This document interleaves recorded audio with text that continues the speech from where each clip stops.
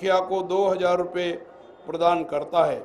योजना के तहत 1.17 करोड़ महिला लाभार्थियों को पंजीकृत किया गया है और उक्त लाभार्थियों को डीबीटी के माध्यम से कुल 8,181 करोड़ रुपए का अनुदान जारी किया गया है। सरकार द्वारा वर्ष 2022-23 में युवा निधि योजना के तहत स्नातक और डिप्लोमा धारक जो 180 दिन पूरे होने के बाद भी रोजगार नहीं पा सके, उन्हें क्रमशः 3,000 रुपये और 1,500 रुपये मासिक भत्ता मिलेगा और यह बेरोजगारी भत्ता 2 वर्ष की अवधि के लिए अथवा 2 वर्ष के भीतर रोजगार मिलने तक जारी किया गया है। यह योजना राष्ट्रीय युवा दिवस के अवसर पर स्वामी विवेकानंद जयंती पर लागू की गई है। इस प्रकार मेरी सरकार ने गारंटी योजनाओं को सफलतापूर्वक लागू करके अपना आश्वासन पूरा किया है। सूखा मैनुअल 2020 में उल्लिखित मानदंडों और प्रक्रियाओं के अनुसार कर्नाटक ने 236 तालुकों में से 223 तालुकों को सूखाग्रस्त घोषित किया है, जिनमें से 196 तालुकों को गंभीर सूखाग्रस्त घोषित श्रेणी में घोषित किया गया है। राज्य सरकार ने 195 सूखा प्रभावित तालुकों में सूखा राहत और शमन उपाय करने के लिए एनडीआरएफ से धनराशि की मांग की है। किसानों के संकट को कम करने के लिए सूखा घोषित तालुकों में प्रति किसान को 2,000 रुपये तक की इनपुट सब्सिडी राज्य सरकार द्वारा अंतरिम राहत के रूप में किसानों के आधार से जुड़े बैंक खाते में सीधे जारी की जा रही है। लगभग 30 लाख किसानों को लगभग 580 करोड़ रुपए हस्तांतरित करने की प्रक्रिया चल रही है। तहसील स्तर पर पीने के पानी और पशुओं के लिए चारे के प्रबंधन एवं सूखा राहत उपायों की निगरानी के लिए माननीय विधायकों के नेतृत्व में तालुक स्तरीय टास्क फोर्स का गठन टका में से 559.57 लाख टका का सर्वेक्षण किया गया है और 96.85 प्रगति हासिल की है। रेताश्री योजना के तहत फसल संरक्षण के आधार पर बाजरा उत्पादकों को 10,000 रुपये प्रति हेक्टेयर की अधिकतम 2 हेक्टेयर तक के लिए प्रोत्साहन राशि डीबीटी के माध्यम से प्रदान की जा रही है। मोटे अनाजों के संस्करण, ग्रेडिंग, मूल्य संवर्धन, पैकिंग और ब्रांडिंग को प्रोत्साहित करने के लिए बाजरा संस्करण मशीनरी को 50% या अधिकतम 10 लाख रुपए की सब्सिडी प्रदान की जा रही है। कर्नाटक रेता सुरक्षा प्रधानमंत्री फसल बीमा योजना के तहत 2023 मानसून सीजन के लिए बुआई विफलता और अंतरिम फसल बीमा मुआवजे की तहत बीमा कंपनियों द्वारा अब तक 6.77 लाख किसान परिवारों के लिए 459.59 करोड़ रुपए का फसल बीमा मुआवजा निपटान किया गया है। महात्मा गांधी राष्ट्रीय ग्रामीण रोजगार गारंटी योजना के तहत जनवरी 2023 से दिसंबर 2023 के अंत तक 37.03 लाख परिवारों के 63.13 लाख लोगों को रोजगार उपलब्ध कराया गया है। राज्य में कुल 101.18 लाख ग्रामीण परिवार हैं, जिनमें से 72.38 लाख परिवारों को ग्रामीण पेयजल योजना जल जीवन मिशन के तहत कार्यात्मक घरेलू नल कनेक्शन प्रदान किए गए हैं। वर्ष 2023-24 के लिए 35 लाख से अधिक किसानों को 25,000 करोड़ रुपए का कृषि ऋण देने का लक्ष्य है। 17.24 लाख किसानों को 13,672.74 करोड़ रुपए का फसल ऋण वितरित किया गया है। 57,775 किसानों को 461 करोड़ रुपए का मध्यम एवं दीर्घकालिक कृषि ऋण वितरित किया गया है। बजट घोषणा के अनुसार कर्नाटक राज्य को एनीमिया मुक्त राज्य बनाने के लिए 185.74 करोड़ रुपए की कुल लागत पर एनीमिया मुक्त पोषण कर्नाटक योजना लागू की गई है। जयदेव कार्डियोलॉजी इंस्टीट्यूट के सहयोग से 15 जिलों में एटी एलिवेटेड मायोकार्डियल कंजक्शन कार्यक्रम लागू किया गया है। इस कार्यक्रम के तहत अप्रैल से नवंबर तक 80,054 ECG किए गए हैं, जिनमें से 1,084 हृदय रोगियों का तृतीयक स्तर पर इलाज किया गया है। Sí, ¿vos de qué parte sos?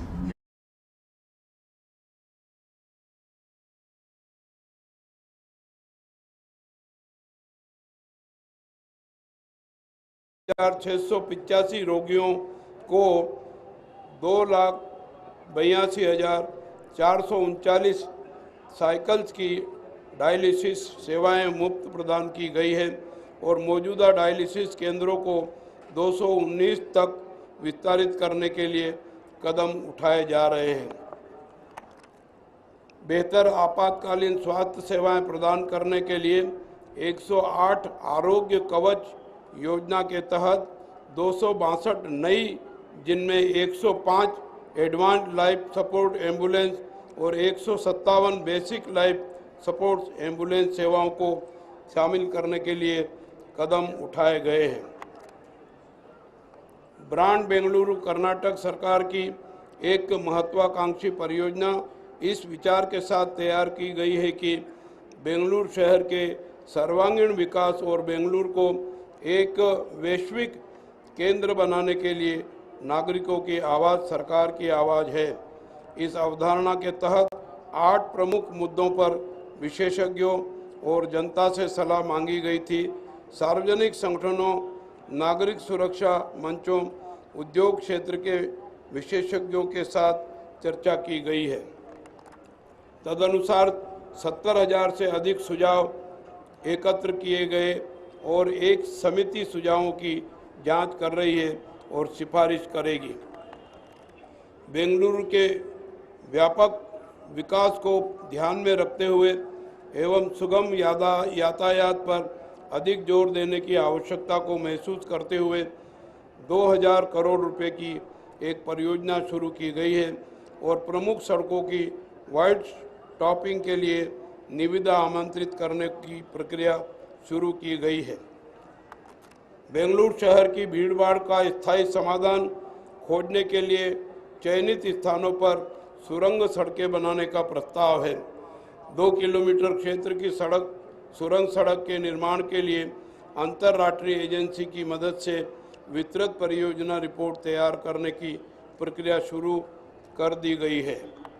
राज्य के सभी विद्यालयों में भारतीय संविधान की प्रस्तावना की डिजाइन की फोटो लगाने तथा दैनिक प्रार्थना के समय प्रस्तावना पढ़ने की व्यवस्था की गई है। वर्ष 2023-24 के दौरान समाज कल्याण विभाग के प्री मैट्रिक एवं पोस्ट मैट्रिक छात्रावासों में 1,89,435 विद्यार्थियों को प्रवेश दिया गया है।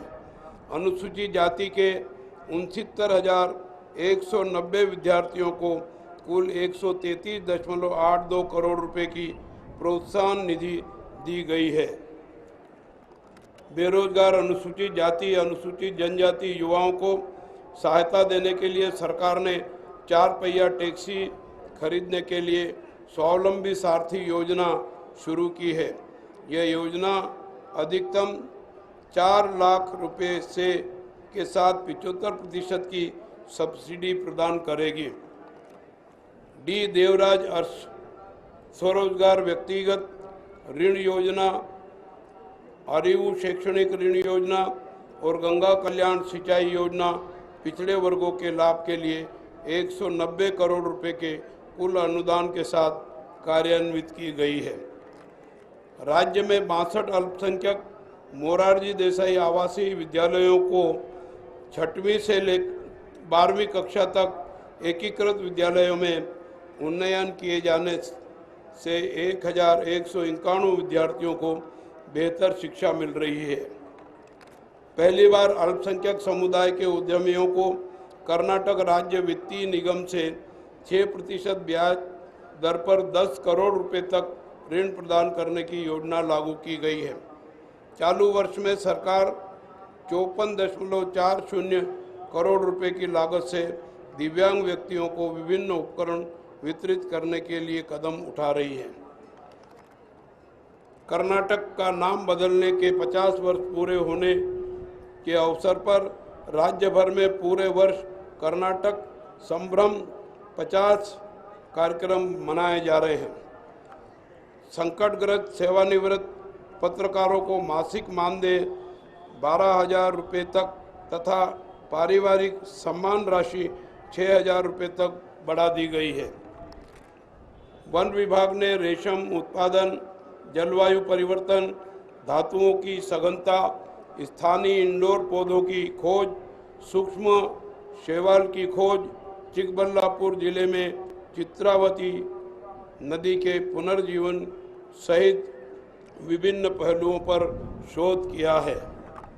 वन विभाग के सहयोग से राज्य के स्कूल एवं कॉलेज परिसरों में लगभग 50 लाख पौधे लगाने का एक अनूठा सस्य श्यामला कार्यक्रम लागू किया गया है। शक्ति योजना के क्रियान्वयन के बाद यात्रियों से उत्कृष्ट प्रतिक्रिया प्राप्त हुई है। इसके साथ ही राज्य में सभी सड़क परिवहन निगमों की बसों और सेवाओं की संख्या बढ़ाने को प्राथमिकता दी गई है। पिछले 8 महीनों की अवधि के दौरान विभिन्न मॉडलों की 1148 नई बसें जोड़ी गई है। कर्नाटक राज्य पुलिस ऐप के माध्यम से नागरिकों को बिना किसी प्रयास के घर से वाहन चोरी का मामला दर्ज करने का अवसर दिया गया है। ई चालान प्रणाली यातायात नियमों के उल्लंघन के लिए लंबित जुर्माने की ट्रैकिंग करने में सक्षम बनाती है और ऑनलाइन जुर्माना भरने की सुविधा प्रदान करती है। निम्न स्तर पर पुलिस व्यवस्था को सुदृढ़ करने हेतु ई बीट प्रणाली के माध्यम से दिन रात की बीट लागू की जा रही है। राज्य स्तरीय सिंगल विंडो क्लियरेंस समितियां ने 165 निवेश परियोजनाओं को मंजूरी दी है, जिसमें लगभग 45,325 करोड़ रुपए का निवेश होगा और 42,292 लोगों के लिए रोजगार के अवसर पैदा होंगे। देश के सॉफ्टवेयर निर्यात में कर्नाटक का योगदान 42% है। राज्य सरकार आईटी और बीटी क्षेत्रों की बदलती ज़रूरतों को ध्यान में रखने और अत्याधुनिक और उभरती प्रौद्योगिकी में कौशल को उन्नत करने के लिए नियमित रूप से अपनी नीतियों में संशोधन करती है। बेंगलोर टेक समिट का 26वां संस्करण ब्रेकिंग बाउंड्रीज आदर्श वाक्य के साथ दिनांक 29/11/2023 से दिनांक 1/12/23 तक आयोजित किया गया था, जिसमें लगभग 40 देशों ने भाग लिया और कार्यक्रम को सफल बनाया। दिनांक 23/9/2023 से 8/10/2023 तक चीन के हांगजू में आयोजित 19वें एशियाई गेम्स 2023 में कर्नाटक के 8 एथलीटों ने 9 पदक जीतकर देश और राज्य का नाम गौरवान्वित किया है। इन एथलीटों को कुल 175 लाख रुपए का नगद पुरस्कार वितरित किया गया है।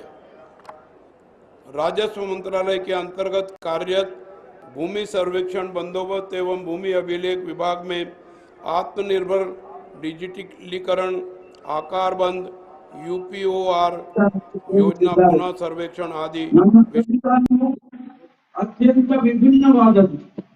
ಪ್ರಪಂಚದ ಹಲವಾರು ಸಂವಿಧಾನಗಳನ್ನು ಆಳವಾಗಿ ಅಧ್ಯಯನ ಮಾಡಿ ಭಾರತೀಯ ಸಮಾಜಕ್ಕೆ ಪೂರಕವಾಗುವ ಉತ್ತಮ ಅಂಶಗಳನ್ನ ನಮ್ಮ ಸಂವಿಧಾನದಲ್ಲಿ ಅಳವಡಿಸಿಕೊಳ್ಳಲಾಗಿದೆ.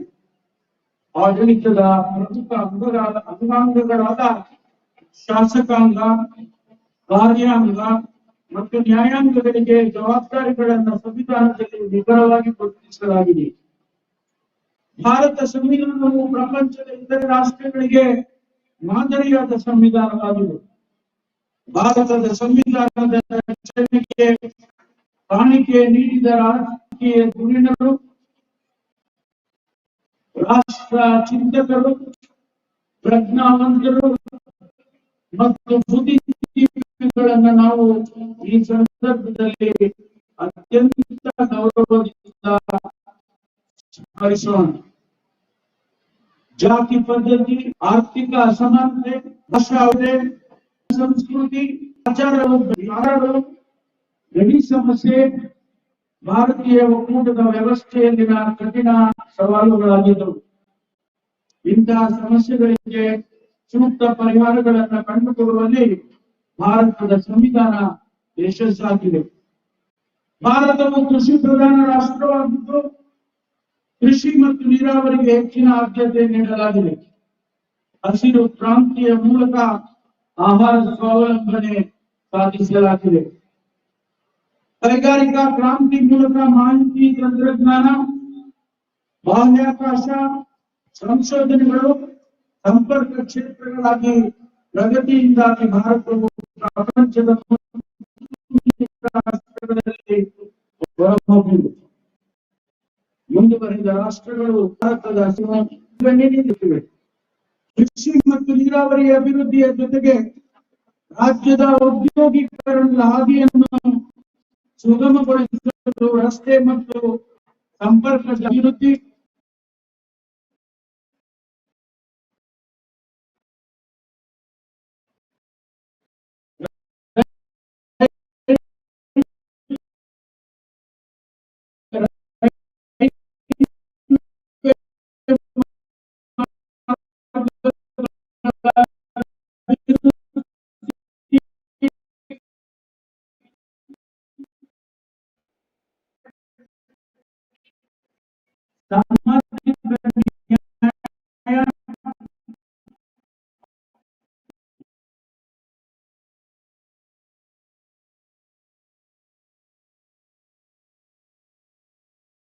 प्रक्रियाओं में तेजी लाने के लिए प्रतिपूरक वनीकरण भूमि वन विभाग को सौंपने की कार्रवाई की गई है।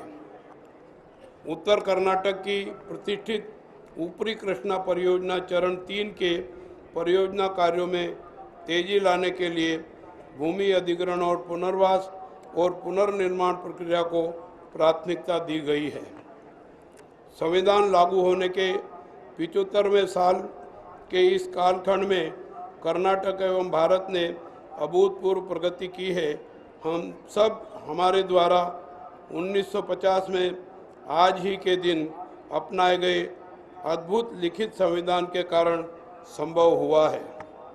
हम अपने संविधान निर्माता डॉक्टर B.R. अम्बेडकर जी और उनके समूह के साथियों को उनके महान दृष्टिकोण के लिए आभार व्यक्त करते हैं, जिन्होंने हमें प्रगति के पथ पर चलने के लिए एक दिशा प्रदान की है। हमारा भारत एक ऐसा देश है जहां सदियों से मानवता बसी हुई है। यह विभिन्न धर्मों, समाजों, संस्कृति और भाषाओं से समृद्ध देश है, जो एक दूसरे के साथ सौहार्दपूर्ण जुड़े हुए हैं। हमें शांति और सद्भाव स्थापित करने के लिए पूरी दुनिया को अनेकता में एकता का संदेश देना चाहिए और हमें अपनी राष्ट्रीय एकता और एकजुटता को मजबूत करने के लिए प्रयास करना चाहिए। आइए हम सब कर्नाटक के सभी क्षेत्रों के सर्वांगीण विकास और समावेशन के लिए मिलकर काम करें। धन्यवाद। जय हिंद, जय कर्नाटक।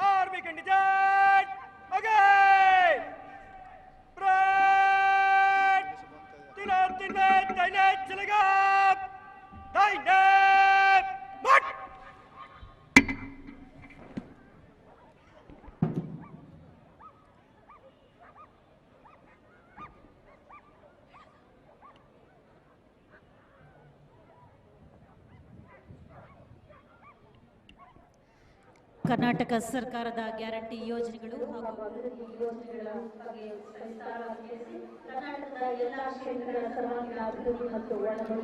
ಮಾನ್ಯ ರಾಜ್ಯಪಾಲರಾದಂತಹ ಶ್ರೀ ಥಾವರ್ ಚಂದ್ ಗೆಹ್ಲೋಟ್ ಅವರು ಸಂದೇಶವನ್ನ ನೀಡಿ ಇದೀಗ ವಿಶೇಷವಾಗಿ ಕಮಾಂಡರ್ ಅವರು ಕವಾಯತನ್ನು ಪ್ರಾರಂಭಿಸುವುದಕ್ಕೆ ಅನುಮತಿಯನ್ನು ನೀಡಿದ್ದಾರೆ.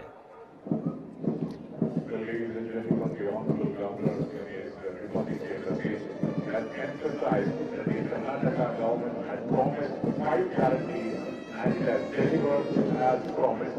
ಕರ್ನಾಟಕ ಸರ್ಕಾರ 5 ಗ್ಯಾರಂಟಿಗಳನ್ನ ಏನು ಮಾನ್ಯ ಮುಖ್ಯಮಂತ್ರಿಗಳಾದಂಥ ಸಿದ್ದರಾಮಯ್ಯನವರು ಹೇಳಿದ್ರು ಅದೆಲ್ಲವನ್ನು ಕೂಡ ಜಾರಿಗೆ ತಂದು ಯಶಸ್ವಿಯಾಗಿ ಮುನ್ನಡೆಸ್ತಾ ಇರುವಂತಹ ಸಂದೇಶವನ್ನ ಸಾರಿದಾದ್ರೆ ಮತ್ತೊಂದು ಕಡೆ ಇದೀಗ ಅತ್ಯಂತ ವೈಭವಯುತವಾದಂಥ ವಿಶೇಷವಾದಂಥ ಕವಾಯತನ್ನ ಆರಂಭ ಮಾಡುವಂಥ ಕ್ಷಣಕ್ಕೆ ಹೆಜ್ಜೆಯಾಗಿದ್ದೇವೆ. ಇದೀಗ ಮಾನ್ಯ ರಾಜ್ಯಪಾಲರಾದಂಥ ಶ್ರೀ ಥಾವರ್ ಚಂದ್ ಗೆಹ್ಲೋಟ್ ಅವರ ಸಮ್ಮುಖದಲ್ಲಿ ಇವರೆಲ್ಲರೂ ಕೂಡ ತಮ್ಮ ಗೌರವವನ್ನ ಸೂಚಿಸೋರಿದ್ದಾರೆ. ಆ ಪಥ ಸಂಚಲನದ ಆರಂಭ ಇದೀಗ ಸದ್ಯ ಸಾಕಾರವಾಗ್ತಾ ಇದೆ. ನಾವು ಗಮನಿಸ್ತಾ ಇದ್ದೇವೆ ಇಡೀ ಎಲ್ಲ ತುಕಡಿಗಳು ಸಾಲಾಗಿ ಬರುತ್ತೆ. ಅವರದೇ ಆದಂಥ ಶಿಸ್ತು ಸಂಯಮದ ಜೊತೆಗೆ ನಾವು ಈಗ ಕಾಣ್ತಾ ಇರೋದು ಆರ್ಮಿ ಓಂ ಮಿಶ್ರಾ ಅವರ ಮುಂದಾಳತ್ವದಲ್ಲಿ, ಅವರು ಕ್ಯಾಪ್ಟನ್ ಆಗಿದ್ದಾರೆ. ಅವರ ಮುಂದಾಳತ್ವದಲ್ಲಿ ಇಲ್ಲಿ ವಿಶೇಷವಾಗಿ ನಾವು ಗಮನವನ್ನ ನೋಡೋದಕ್ಕೆ ಸಾಧ್ಯವಾಗುತ್ತೆ.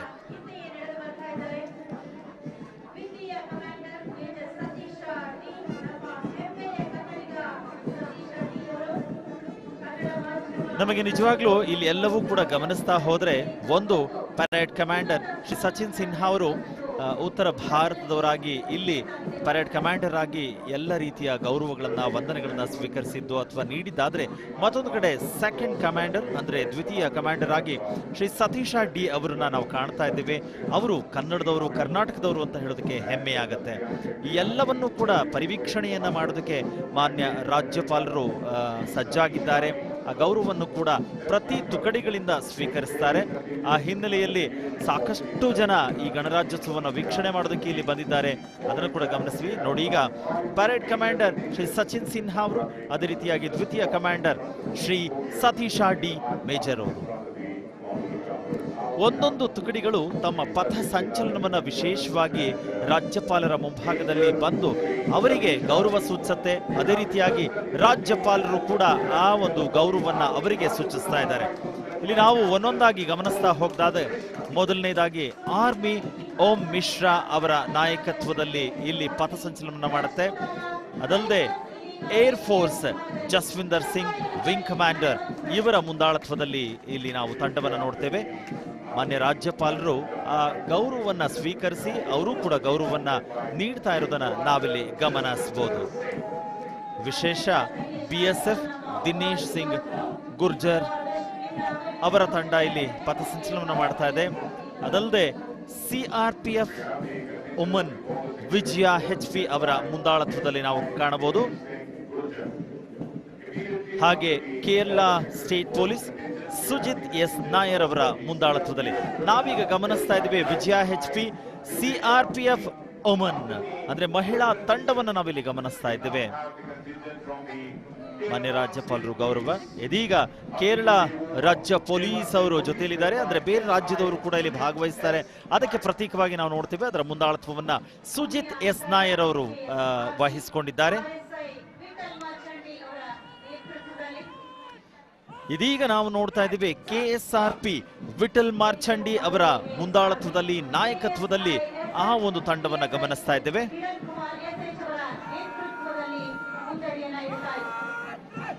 ಪ್ರತಿ ಸಂಚಲನವನ್ನ ನೋಡಿದಾಗ ನಮಗೂ ಕೂಡ ರೋಮಾಂಚನವಾಗುತ್ತೆ. ಇನ್ನೀಗ ನಾವು ನೋಡ್ತಾ ಇದ್ದೀವಿ KSISF ಕಿರಣ್ ಕುಮಾರ್ SH ಅವರ ಮುಂದಾಳತ್ವದಲ್ಲಿ ಅವರ ಪಥ ಸಂಚಲನವನ್ನ ನೋಡ್ತಾ ಇದ್ದೇವೆ. ಎಲ್ಲರಿಗೂ ಕೂಡ ಅದೊಂದು ಹೆಮ್ಮೆಯ ಅಭಿಮಾನ, ನಮ್ಮ ರಾಜ್ಯದ ಗೌರವ. ಹಾಗೆ CAR ಕಿರಣ್ ಕುಮಾರ್ L ಅವರ ಮುಂದಾಳತ್ವದಲ್ಲಿ, ಹಾಗೆ BCP ಟ್ರಾಫಿಕ್ ಆಂಜಿನಪ್ಪ HM ಅವರ ಮುಂದಾಳತ್ವದಲ್ಲಿ ನೋಡ್ತಾ ಇದ್ದೀವಿ. ಅಂಡ್ ಇದೀಗ ಶ್ವಾನ ದಳವನ್ನ ನೋಡುತ್ತೀವಿ. ಅದಕ್ಕಿಂತ ಮುಂಚೆ BCF ಟ್ರಾಫಿಕ್ ಆಂಜನಪ್ಪ HM ಅವರ ನೇತೃತ್ವದಲ್ಲಿ ನಾವು ಅದನ್ನು ಗಮನಿಸ್ತಾ ಇದ್ದೀವಿ. ಪ್ರತಿ ಹಂತದಲ್ಲೂ ಕೂಡ ನಾವು ವಿಶೇಷವಾಗಿ ಶ್ವಾನವು ಅತಿ ಮುಖ್ಯ ಪಾತ್ರವನ್ನು ವಹಿಸುತ್ತೆ. ಆ ನಿಟ್ಟಿನಲ್ಲಿ ಶ್ವಾನ ದಳವನ್ನು ನಾವು ಗಮನಿಸ್ತಾ ಇದ್ದೀವಿ. RSI ಶಿವರಾಜ್ ಡಿಎ ಅವರ ಮುಂದಾಳತ್ವದಲ್ಲಿ ಗಮನಿಸ್ತಾ ಇದ್ದೀವಿ. ವಿಶೇಷವಾಗಿ ಅವರನ್ನ ತರಬೇತಿ ಮಾಡುವ ಮೂಲಕ ಅದನ್ನು ಕೂಡ ನಾವು ಎಲ್ಲ ಹಂತದಲ್ಲಿ ವಿಶೇಷವಾಗಿ ಮಾನ್ಯ ರಾಜ್ಯಪಾಲರು ಗೌರವವನ್ನು ಸ್ವೀಕರಿಸ್ತಾ ಇದ್ದಾರೆ. ಹಾಗೆ ಇಲ್ಲಿ ಜೈಲರಾದಂತಹ ಶ್ರೀಯುತ ಅನಿಲ್ ಕುಮಾರ್ ಬಡ್ಗೇರ್ ಅವರ ಮುಂದಾಳತ್ವದಲ್ಲಿ ತಂಡವನ್ನ ಗಮನಿಸ್ತಾ ಇದ್ದೀವಿ. ಇದೀಗ ಮೊಹಮ್ಮದ್ ಜುನೈದ್ NCCಯ ತಂಡವನ್ನ ನಾವು ಗಮನಿಸ್ತಾ ಇದ್ದೇವೆ.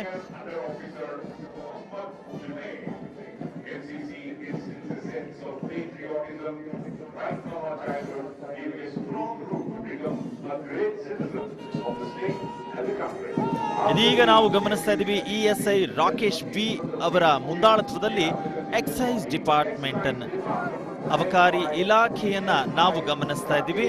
ESI ರಾಕೇಶ್ ಬಿ ಅವರ ಮುಂದಾಳತ್ವದಲ್ಲಿ ಕರ್ನಾಟಕ ಸರ್ಕಾರಕ್ಕೆ ಬೇಕಾಗುವಂತಹ ಎಲ್ಲ ಆದಾಯಗಳನ್ನ ನಾವು ಗಮನಿಸಿದಾಗ ಅಬಕಾರಿ ಇಲಾಖೆ ಅತ್ಯಂತ ಮುಖ್ಯ ಪಾತ್ರವನ್ನು ವಹಿಸುತ್ತೆ. ಆ ನಿಟ್ಟಿನಲ್ಲಿ ಅವರಿಗೂ ಪಥಸಂಚಲನವನ್ನ ನೀಡ್ತಾ ಇದ್ದಾರೆ. ಇನ್ನು PLC ರೂಪಾಜಿ ಅವರ ಮುಂದಾಳತ್ವದಲ್ಲಿ ಹೋಮ್ ಗಾರ್ಡ್ ತಂಡವನ್ನು ನಾವು ಗಮನಿಸ್ತಾ ಇದ್ದೀವಿ. ಹಾಗೆ DFO ಅವಿನಾಶ್ ಅವರ ಮುಂದಾಳತ್ವದಲ್ಲಿ ಫೈರ್ ಫೋರ್ಸ್, ಯಾವುದೇ ಒಂದು ಸಂದರ್ಭಗಳು ಅವಘಡಗಳು ಬೆಂಕಿ ಅನಾಹುತ ಆದಾಗ ಇವರು ನಮಗೆ ಬೇಕಾಗತ್ತೆ. ಫೈರ್ ಫೋರ್ಸ್ ಪಥಸಂಚಲನ. ಇನ್ನೀಗ NSS ಮಿಕ್ಸ್ ಕಂಟಿಜೆಂಟ್ಸ್ ಹರ್ಷವರ್ಧನ್ HM ಅವರ ಮುಂದಾಳತ್ವದಲ್ಲಿ ರಾಜ್ಯಪಾಲರಿಗೆ ತಮ್ಮ ಗೌರವವನ್ನು ಸೂಚಿಸ್ತಾ ಇದ್ದಾರೆ. ಆ ಪಥಸಂಚಲನವನ್ನು ಗಮನಿಸದೆ ನಮಗೆ ಗೌರವ ಅನ್ಸುತ್ತೆ. ಇನ್ನು ಮಾನ್ಯ ಆರ್ ಅವರ ಮುಂದಾಳತ್ವದಲ್ಲಿ Bharat scouts and guides RT Nagar public ಸ್ಕೂಲ್ನ ಎಲ್ಲ ವಿದ್ಯಾರ್ಥಿಗಳನ್ನ ನಾವು ಗಮನಿಸ್ತಾ ಇದ್ದೀವಿ. ಹಾಗೆ ಐಶ್ವರ್ಯ ಎಸ್ ಅಂದ್ರೆ ಪೋಸ್ಟ್ ವಾರ್ಡನ್ ಐಶ್ವರ್ಯ ಎಸ್ ಅವರ ಮುಂದಾಳತ್ವದಲ್ಲಿ ಸಿವಿಲ್ ಡಿಫೆನ್ಸ್ ಸಮೂಹವನ್ನ ಕೂಡ ನಾವು ಗಮನಿಸ್ತಾ ಇದ್ದೇವೆ. ಪ್ರತಿಯೊಬ್ಬರು ಕೂಡ ಪಥಸಂಚಲನವನ್ನ ಮಾಡುವಂತ ಸಂದರ್ಭ ಅಂತ ಹೇಳಿದ್ರೆ ಎಲ್ಲರಿಗೂ ಕೂಡ ಆ ಹೆಮ್ಮೆಯ ಅಭಿಮಾನ, ಭಾರತೀಯರೆಂಬ ಗರ್ವವನ್ನು ಕೂಡ ನಾವು ಕಾಣ್ತೇವೆ. ಸಿವಿಲ್ ಡಿಫೆನ್ಸ್ ಐಶ್ವರ್ಯ ಎಸ್ ಅವರ ಮುಂದಾಳತ್ವದಲ್ಲಿ. ಏನು ರಕ್ಷಿತಾ ಎಂ ಅವರ ಮುಂದಾಳತ್ವದಲ್ಲಿ ಗವರ್ಮೆಂಟ್ ಮಾಡೆಲ್ ಪ್ರೈಮರಿ ಸ್ಕೂಲ್ ನಾಗಶೆಟ್ಟಹಳ್ಳಿ ಅವರ ಮುಂದಾಳತ್ವದಲ್ಲಿ ನಾವು ಈ ಶಾಲಾ ಬಾಲಕಿಯರನ್ನ ಗಮನಿಸ್ತಾ ಇದ್ದೀವಿ. ಅವರು ಕೂಡ ಈ ಗಣರಾಜ್ಯೋತ್ಸವದ ಸಂದರ್ಭದಲ್ಲಿ ತಮ್ಮ ಪಥ ಸಂಚಲನವನ್ನ ನೀಡ್ತಾ ಇದ್ದೀವಿ. ಇನ್ನು ಸಿಂಚನಾ ಆರ್ ಅವರ ಮುಂದಾಳತ್ವದಲ್ಲಿ ವೆಂಕಟಾಪುರದಲ್ಲಿರುವಂತಹ ಗವರ್ಮೆಂಟ್ ಮಾಡೆಲ್ ಪ್ರೈಮರಿ ಸ್ಕೂಲ್, ಆ ಶಾಲೆಯ ಮಕ್ಕಳ ಪಥ ಸಂಚಲನವನ್ನ ನಾವು ಗಮನಿಸ್ತಾ ಇದ್ದೀವಿ. ಪ್ರತಿಯೊಬ್ಬರ ಬದುಕಿನಲ್ಲೂ ಕೂಡ ಒಂದು ಶಿಸ್ತು ಸಂಯಮ ಇರಬೇಕು. ಅದಕ್ಕೆ ಪೂರಕವಾಗಿ ಇಂತಹ ಪಥ ಸಂಚಲನಗಳು ತುಂಬಾ ವಿಶೇಷ ಅನ್ಸುತ್ತೆ. ಇದೀಗ police public school Sahana MU ಅವರ ಮುಂದಾಳತ್ವದಲ್ಲಿ ನಾವು ಆ ಪಥ ಸಂಚಲನವನ್ನ ಗಮನಿಸ್ತಾ ಇದ್ದೀವಿ.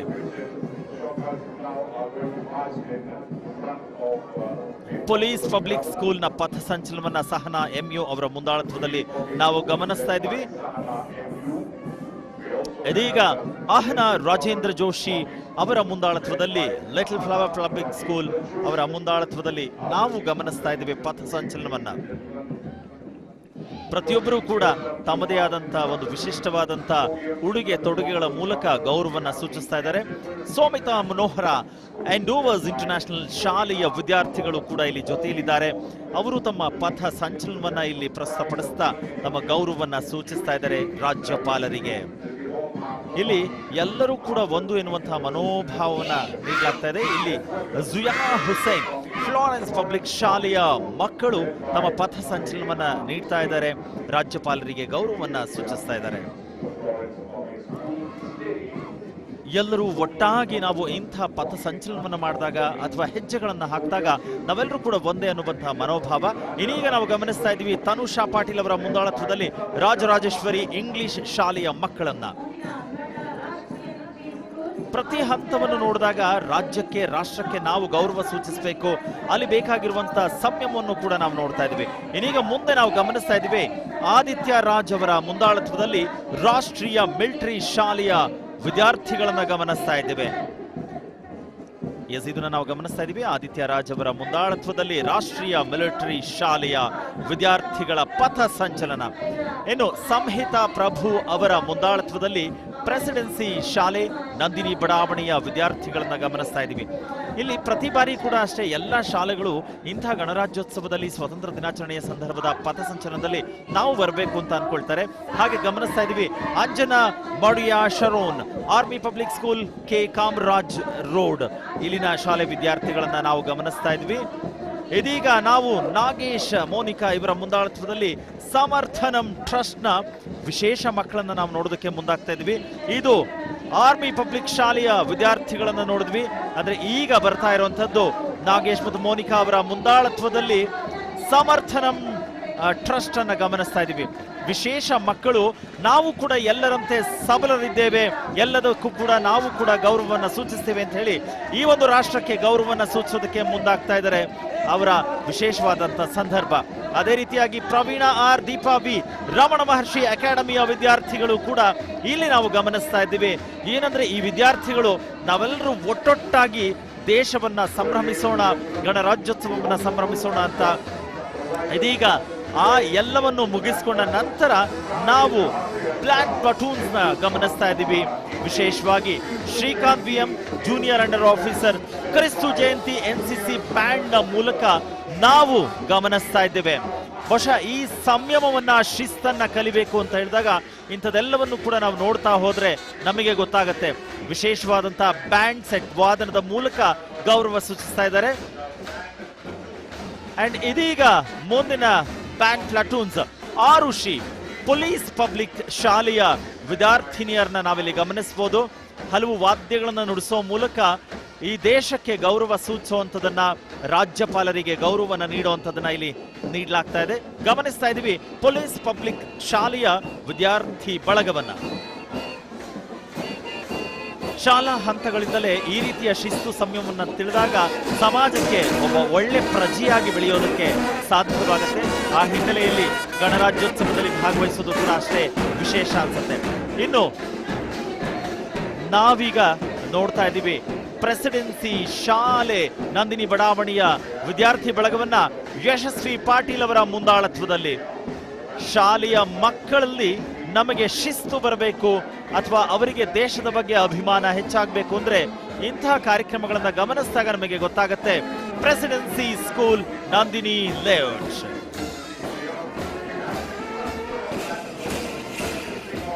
ಎಲ್ಲರೂ ಕೂಡ ದೇಶದ ಅಭಿಮಾನವನ್ನ ಬಿಂಬಿಸುವಂತ ಗೀತೆಗಳನ್ನು ನುಡಿಸ್ತಾರೆ. ಇದೀಗ ಎಂ ಗಣೇಶನ್ ಸುಬೇದಾರ್ ಅವರು ಆರ್ಮಿ ತಂಡದ ಮೂಲಕ ತಮ್ಮದೇ ಆದಂತ ವೈಖರಿಯಲ್ಲಿ ಶಿಸ್ತುಬದ್ಧವಾದಂತ ನಡಿಗೆ ವಾದನದ ಮೂಲಕ ರಾಜ್ಯಪಾಲರಿಗೆ ಗೌರವವನ್ನ ಸೂಚಿಸ್ತಾ ಇದೆ. ಸುಬೇದಾರ್ ಎಂ ಗಣೇಶನ್ ಆರ್ಮಿ ವಿಭಾಗದಿಂದ ಈ ಗೌರವ ಸೂಚಿಸಲಾಗ್ತಾ ಇದೆ. ಇಲ್ಲಿ ಬಿಎಸ್ಎಫ್ ಎಸ್ಪಿ ಗಣನಂ, ಹಾಗೆ ಇಂಗ್ಲಿಷ್ ಬ್ಯಾಂಡ್ ಮಂಜುನಾಥ್ ಶಿವಕುಮಾರ್, ಹಾಗೆ ಸಿಆರ್ ಆಂಟನಿ ಸೋವರ್, ಹಾಗೆ ಕೆಎಸ್ಆರ್ಪಿ ಎಸ್ ಗೋಪಿನಾಥ್, ಅಂದ್ರೆ ಒಟ್ಟು ಇವರಿಷ್ಟೂ ಜನ ಸೇರಿದ ಒಂದು ಅದ್ಭುತವಾದಂತ ಬ್ಯಾಂಡ್ ಪ್ಲಾಟೂನ್ ಅನ್ನ ಸಾದರಪಡಿಸಲಾಗ್ತಾ ಇದೆ. ನಾವೆಲ್ಲರೂ ಕೂಡ ಅಭಿಮಾನ ಪಡೋಣ. ನಮ್ಮ ರಾಷ್ಟ್ರದ ಧ್ವಜ ಹಾರಾಡ್ತಾ ಇರೋದನ್ನ ಗಮನಿಸಿದ್ರೆ ನಮ್ಮ ಸ್ವತಂತ್ರ ಭಾರತಕ್ಕೆ ಒಂದು ಕಡೆ ಸ್ವತಂತ್ರ, ಇನ್ನೊಂದು ಕಡೆ ಸಂವಿಧಾನವನ್ನ ಬರೆದಂತ ಆ ಕ್ಷಣ ಅದು ಜಾರಿಗೆ ಬಂದಾಗ ಗಣರಾಜ್ಯೋತ್ಸವವಾಗಿ ಅದನ್ನ ಆಚರಿಸೋದಕ್ಕೆ ಶುರುವಾಗ್ತಾ ಇದೀವಿ. ಒಟ್ಟಾರೆ ಈ ಪಥ ಸಂಚಲನವನ್ನ ವೀಕ್ಷಣೆ ಮಾಡಿ ಗೌರವವನ್ನ ಸ್ವೀಕರಿಸಿ ವಂದನೆಯನ್ನ ಸಲ್ಲಿಸಿದರು ಮಾನ್ಯ ರಾಜ್ಯಪಾಲರಾದ ಶ್ರೀ ಥಾವರ್ ಚಂದ್ ಗೆಹ್ಲೋಟ್ ಅವರು. ಇದೀಗ ನಾವು ಎಲ್ಲರಿಗೂ ಕೂಡ ಇಡೀ ಸಮೂಹಗಳಿಗೆ ಧನ್ಯವಾದಗಳನ್ನ ತಿಳಿಸುವಂತ ಸಂದರ್ಭ. ಯಾಕೆಂದ್ರೆ ಎಲ್ಲರೂ ಕೂಡ ಅದ್ಭುತವಾದಂತ ಪಥ ಸಂಚಲನವನ್ನ ತಮ್ಮ ತುಕಡಿಗಳ ಮೂಲಕ ಇಲ್ಲಿಗೆ ಬಂದು ಅತ್ಯಂತ ಗೌರವದಿಂದ ಗೌರವ ವಂದನೆಯನ್ನ ನೀಡ್ತಾರೆ ಮಾನ್ಯ ರಾಜ್ಯಪಾಲರಿಗೆ. ಆ ಸಂದರ್ಭವನ್ನ ನಾವು ಸಾಕ್ಷೀಕರಿಸಿದ್ದೇ ಇದೆಯಲ್ಲ ವಿಶೇಷವಾದದ್ದು. ಇದನ್ನ ಪ್ರತಿ ಬಾರಿ ಆಚರಣೆ ಮಾಡುವಂತ ಸಂದರ್ಭದಲ್ಲಿ ಅದರ ವೀಕ್ಷಣೆಯನ್ನ ಮಾಡೋದಕ್ಕೆ ನಾ ಮುಂದು ತಾ ಮುಂದು ಅಂತ ಹೇಳಿ ಅತ್ಯಂತ ಉತ್ಸುಕತೆಯಿಂದ ಬರುವಂತ ಪ್ರೇಕ್ಷಕ ಮಹಾದಯರನ್ನ ಕೂಡ ನಾವು ಗಮನಿಸ್ತೀವಿ. ವಿಶೇಷವಾಗಿ ದೂರದರ್ಶನ ಚಂದನ ವಾಹಿನಿ ಪ್ರತಿ ಬಾರಿಯೂ ಕೂಡ ನೇರ ಪ್ರಸಾರದಲ್ಲಿ ಇದನ್ನ ನೇರವಾಗಿ ಕೊಡುತ್ತೆ. ಆ ಹಿನ್ನೆಲೆಯಲ್ಲಿ ಅದನ್ನ ವಿಶ್ವದಾದ್ಯಂತ ಮುಟ್ಟಿಸುವಂತ ಜವಾಬ್ದಾರಿ ಚಂದನ ವಾಹಿನಿಯು ಕೂಡ ನಮ್ಮ ಜವಾಬ್ದಾರಿ ಏನು ಅನ್ನೋದನ್ನ ಬಿಂಬಿಸುವಂಥದ್ದು. ಇದೀಗ ಸಾಂಸ್ಕೃತಿಕ ಕಾರ್ಯಕ್ರಮಗಳಿಗೆ ನಾವು ಸಜ್ಜಾಗಿದ್ದೇವೆ. ನಾಡಗೀತೆಯನ್ನ ಪ್ರಸ್ತುತಪಡಿಸೋದಕ್ಕೆ ಈ ಭಾಷೆ ನೆಲಕ್ಕೆ ಮತ್ತೆ ಎಲ್ಲರಿಗೂ ಕೂಡ ಗೌರವ ಸೂಚಿಸುವಂತಹ ನಾಡಗೀತೆಯಾಗಿ ಪ್ರಸ್ತುತಪಡಿಸಲಾಗ್ತಾ ಇದೆ. ನಾಡಗೀತೆಯನ್ನ ಶ್ರೀ ಶಂಕರ್ ಭಾರತೀಪುರ, ಶ್ರೀಮತಿ ಉಷಾ, ಶ್ರೀ ಸುಧಾಕರ್, ಶ್ರೀಮತಿ ಗೀತಾ ಬತ್ತದ್, ಹಾಗೆ ವೈಷ್ಣವರಾವ್ ಮತ್ತು ಶ್ರೀಮತಿ ದೀಪಿಕಾ ಶ್ರೀಕಾಂತ್ ಇವರಿಂದ ನಾಡಗೀತೆ ಎದು ನಿಂತು ಗೌರವವನ್ನು ಸೂಚಿಸುವಂತ ಸಂದರ್ಭ. ಜಯ ಭಾರತ ಜನನೀಯ ತನುಜಾತೆ, ಜನನೀಯ ತನುಜಾತೆ, ಜಯ ಹೇ ಕರ್ನಾಟಕ ಮಾತೆ, ಜಯ ಸುಂದರ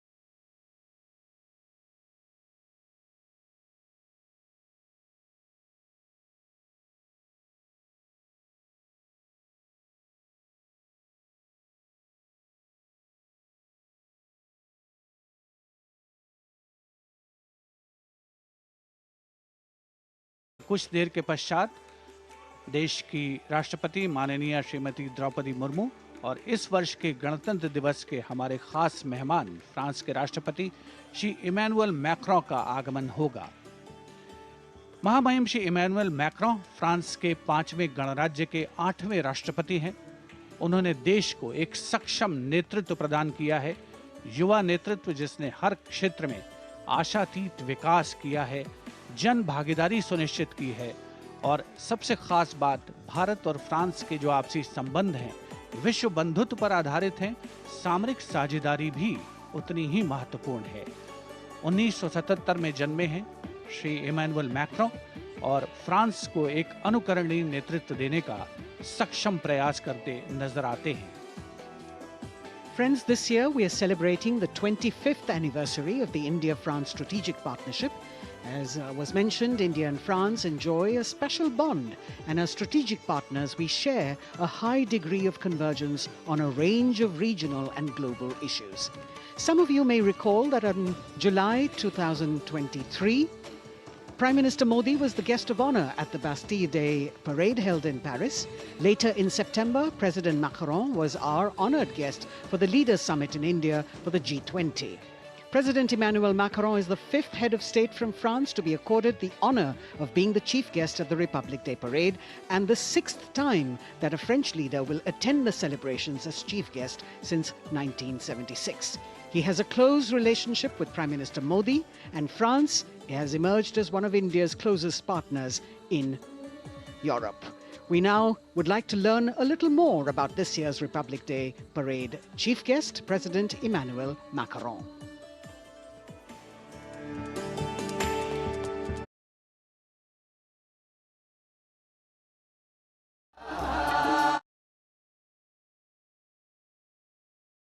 देश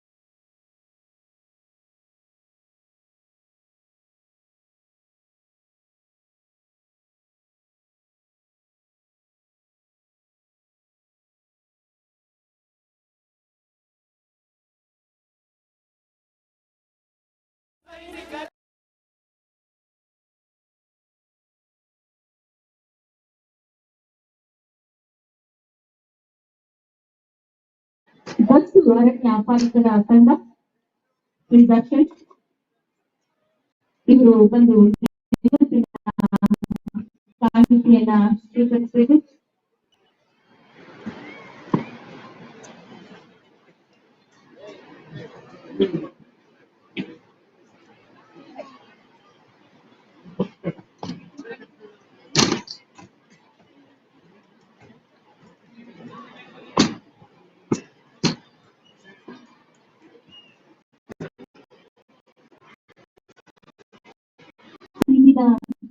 ಒಂದು ಅದ್ಭುತ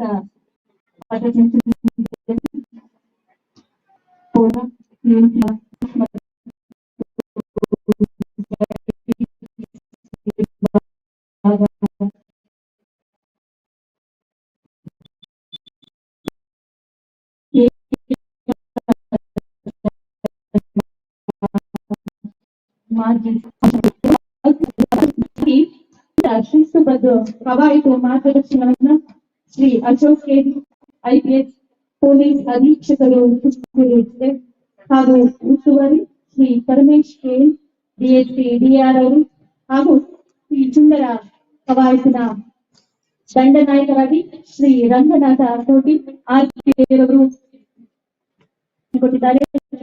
ಇವರಿಗೆ ಎಲ್ಲರ ಮತ್ತೊಮ್ಮೆ ಧನ್ಯವಾದಗಳನ್ನ ಅರ್ಪಿಸುತ್ತೇವೆ.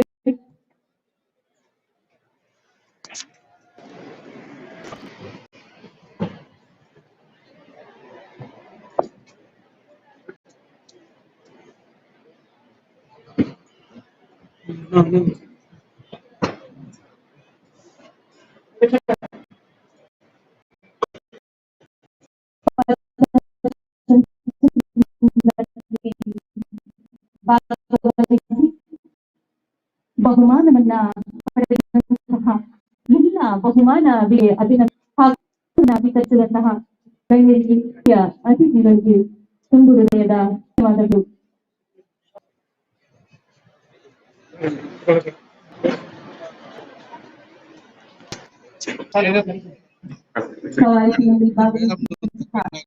ಎಲ್ಲ ತಂಡಗಳು ಅಚ್ಚುಕಟ್ಟು ಕವಾಯತನ್ನ ಈ ದಿನ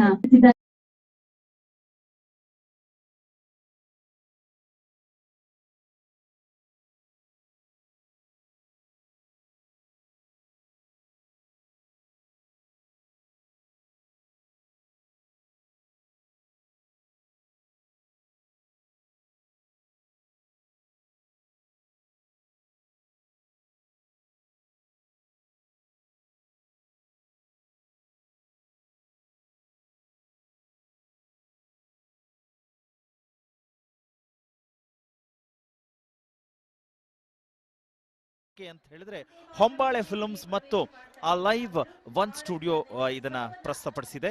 ಇದು ನಾವು ಭಾರತೀಯರು ಎನ್ನುವುದೇ ಭಾರತದ ಎಲ್ಲ ರಾಜ್ಯಗಳ ಜನರು ದೇಶದ ಬಗೆಗೆ ಹೊಂದಿರುವ ಪ್ರೀತಿ ದ್ಯೋತಕವಾಗಿದೆ.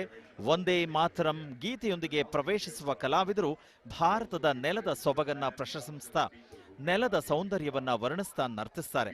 ಈ ನೆಲದ ಹಿರಿಮೆಗೆ ಕಾರಣವಾದ ಸಂಸ್ಕೃತಿ, ನೆಲ, ಜಲಗಳಿಗೆ ನಾವು ಋಣಿಯಾಗಿದ್ದೇವೆ.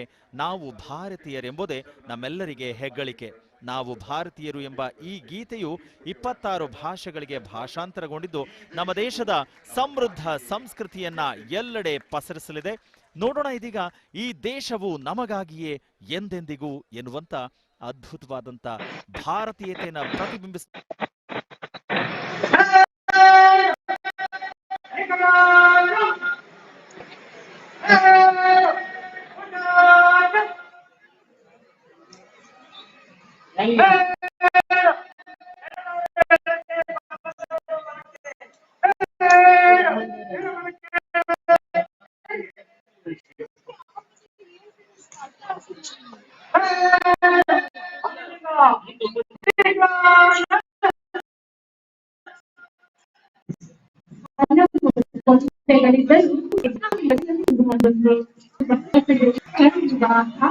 ಬಣ್ಣದ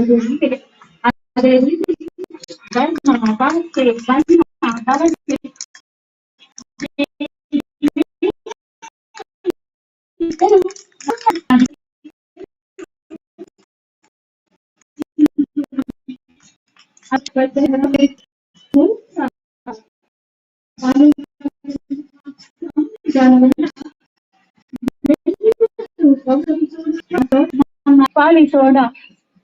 Rashi, Alphabeti, then soda.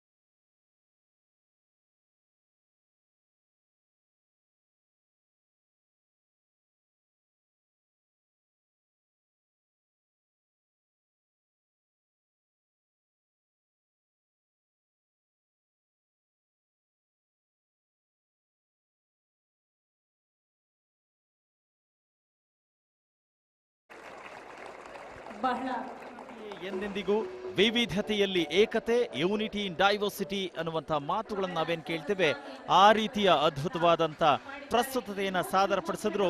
700 ಮಕ್ಕಳು ಒಟ್ಟಿಗೆ ಸೇರಿದ್ದಾರೆ. ಕರ್ನಾಟಕ ಪಬ್ಲಿಕ್ ಶಾಲೆ ಹೆಗ್ಗನಹಳ್ಳಿ ಬೆಂಗಳೂರು ಈ ಮಕ್ಕಳಿಗೆ ವಂದನೆಗಳನ್ನು ತಿಳಿಸ್ತಾ ಮುಂದಿನ ಸಾಂಸ್ಕೃತಿಕ ಕಾರ್ಯಕ್ರಮಕ್ಕೆ ನಾವು ಸಜ್ಜಾಗಿದ್ದೇವೆ.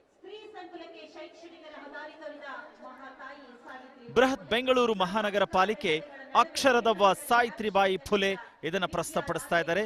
ಬಿಬಿಎಂಪಿ ಸಂಯುಕ್ತ ಪದವಿ ಪೂರ್ವ ಕಾಲೇಜು, ಪಿಳ್ಳಣ್ಣ ಗಾರ್ಡನ್, ಬೆಂಗಳೂರು ದಕ್ಷಿಣ. ಶ್ರೀ ತುಷಾರ್ ಗಿರ್ನಾಥ್ ಅವರು ಮುಖ್ಯ ಆಯುಕ್ತರು ಬಿಬಿಎಂಪಿ, ಶ್ರೀಮತಿ ಪ್ರೀತಿ ಗೆಹ್ಲೋಟ್ ವಿಶೇಷ ಆಯುಕ್ತರು ಶಿಕ್ಷಣ ಬಿಬಿಎಂಪಿ, ಹಾಗೆ ಶ್ರೀ ಮಹೇಶ್ PS ಸಹಾಯಕ ಆಯುಕ್ತರು ಶಿಕ್ಷಣ. ಇವರ ಮಾರ್ಗದರ್ಶನದಲ್ಲಿ ಶ್ರೀ HJ ಕುಮಾರ್ ಹಿರಿಯ ಸಹಾಯಕ ನಿರ್ದೇಶಕರು ಶಿಕ್ಷಣ ಮತ್ತು ಶ್ರೀ ವೆಂಕಟಕೃಷ್ಣಪ್ಪ ವಿ ದೈಹಿಕ ಶಿಕ್ಷಣಾಧಿಕಾರಿಗಳು ಮೇಲ್ವಿಚಾರಕರು ಇವರ ಸಹಕಾರದಲ್ಲಿ ಸಂಗೀತ ವಿದ್ವಾನ್ ಹೇಮಂತ್ ಕುಮಾರ್ ಅವರು, ಸಾಹಿತ್ಯ ಪ್ರೊಫೆಸರ್ ನಾರಾಯಣ ಘಟ್ಟ, ಕೆ ನಟರಾಜ್ ಅವರದು, ನಿರ್ದೇಶನ ನೃತ್ಯ ಸಂಯೋಜನೆ ಶ್ರೀ ಮಾಲ್ತೇಶ್ ಬಡಿಗೇರ್, ಛಾಯಾ ಭಾರ್ಗವಿಯವರು. ಇಲ್ಲಿ ಇದು ಕತೆ ಹೇಳಕ್ ಹೊರಡತ್ತೆ. ಸಾವಿತ್ರಿಬಾಯಿ ಫುಲೆ ಹಾಗೂ ಜ್ಯೋತಿರಾವ್ ಫುಲೆಯವರ ಹೆಸರು ಭಾರತದ ಇತಿಹಾಸದಲ್ಲಿ ಮರೆಯಲಾಗದ ಹೆಸರುಗಳು. ಕತ್ತಲೆಯ ಕೂಪದಂತಿದ್ದ ಭಾರತೀಯ ಸಮಾಜವನ್ನ ಬೆಳಕಿನೆಡೆಗೆ ಕೊಂಡೊಯ್ದವರು. ಭಾರತೀಯ ಸ್ತ್ರೀ ಸಮಾಜಕ್ಕೆ ಹೊಸ ಮನ್ವಂತರವನ್ನೇ ತಂದವರು. ಅದರಲ್ಲೂ ಹಿಂದುಳಿದ ಹೆಣ್ಣು ಮಕ್ಕಳ ಶಿಕ್ಷಣಕ್ಕಾಗಿ ಇಡೀ ಸಮಾಜವನ್ನೇ ಎದುರು ಹಾಕಿಕೊಂಡು ಹೋರಾಡಿದವರು. ಹಲವು ವಿರೋಧದ ನಡುವೆಯೂ ಅವರು ದೇಶದಲ್ಲಿ ಮೊಟ್ಟ ಮೊದಲಿಗೆ ಹೆಣ್ಣು ಮಕ್ಕಳಿಗಾಗಿ ಪ್ರತ್ಯೇಕ ಶಾಲೆ ಪ್ರಾರಂಭಿಸಿದ್ದು. ಪತಿ ಜ್ಯೋತಿರಾವ್ ಫುಲೆ ಪ್ರೋತ್ಸಾಹಿಸುತ್ತಾರೆ. ಹೆಣ್ಣು ಮಕ್ಕಳಿಗಾಗುತ್ತಿದ್ದ ಶೋಷಣೆಗಳನ್ನ ಎತ್ತಿ ಹಿಡಿದು ಅವುಗಳ ನಿವಾರಣೆಗೆ ಟೊಂಕ ಕಟ್ಟಿ ನಿಂತವರು. ಅಂದಿನ ಧಾರ್ಮಿಕ ಕಟ್ಟುಪಾಡುಗಳ ಮಧ್ಯೆ ಮಹಿಳೆಯೊಬ್ಬರು ಶಿಕ್ಷಕಿಯಾಗುವುದು ಸುಲಭದ ಮಾತಾಗಿರಲಿಲ್ಲ. ಸಮಾಜದಲ್ಲಿ ಕಟ್ಟು ಸಂಪ್ರದಾಯವಾದಿಗಳ ವಿರೋಧ ಕಟ್ಟಿಕೊಂಡು ಮಹಿಳೆಯರಿಗಾಗಿಯೇ ಸಮಾಜವನ್ನ ಮೆಟ್ಟಿ ನಿಂತ ಪರಿ ಇದೆಯಲ್ಲ, ಆ ವೀರ ಗಾಥೆಯನ್ನ ನಾವು ಇವತ್ತು ನೋಡ್ತಾ ಇದ್ದೀವಿ. Savitribai. The Prime Minister's carcade going down Kartavya Path.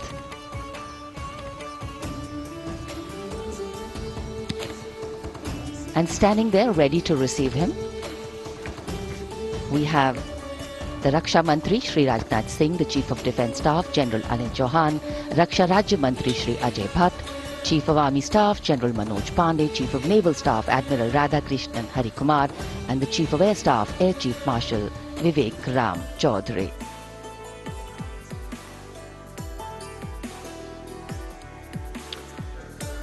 India gate और मेजर ध्यानचंद नेशनल स्टेडियम के बीच स्थित है राष्ट्रीय समर स्मारक। इसे सन 2019 में प्रधानमंत्री मोदी ने राष्ट्र को समर्पित किया था। हमारे गणतंत्र दिवस समारोह की शुरुआत अमर शहीदों को श्रद्धांजलि के साथ होती है। कृतज्ञ राष्ट्र की ओर से प्रधानमंत्री शहीद जवानों को श्रद्धांजलि अर्पित करेंगे। उनका आगमन हो रहा है राष्ट्रीय समर स्मारक पर। आज के भारत का एक और तीर्थ है राष्ट्रीय समर स्मारक। ये स्मारक अपने वीर शहीदों के लिए राष्ट्र की कृतज्ञता है। श्रद्धा और गौरव इन भावों का संगम है राष्ट्रीय समर स्मारक। प्रधानमंत्री की अगवानी के लिए रक्षा मंत्री श्री राजनाथ सिंह समर स्मारक पर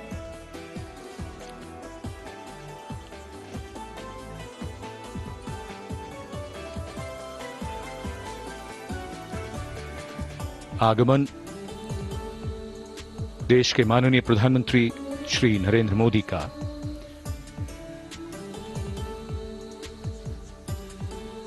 रक्षा मंत्री, रक्षा राज्य मंत्री, रक्षा सचिव और तीनों सेनाओं के अध्यक्षों से मिलते हुए और राष्ट्रीय समर स्मारक की ओर धीरे धीरे प्रस्थान करते हुए माननीय प्रधानमंत्री।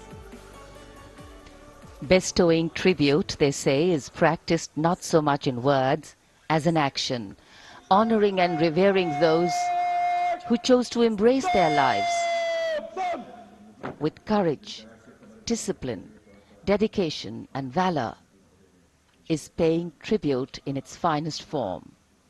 Death may not be a choice, but sacrificing one's life for the country definitely is, and that's why it deserves our deepest gratitude.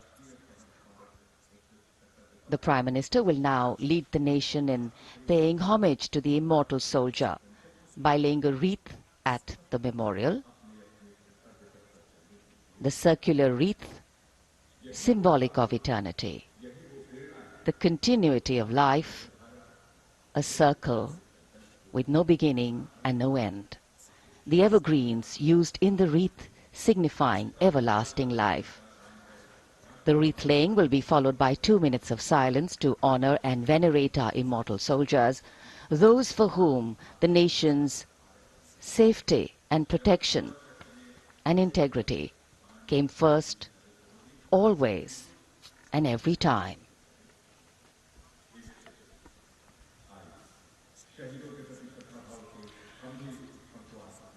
प्रधानमंत्री द्वारा पुष्पांजलि अर्पित करने के बाद अंतर सेवा गार्ड सलामी शस्त्र और फिर शोक शस्त्र प्रस्तुत करते हैं।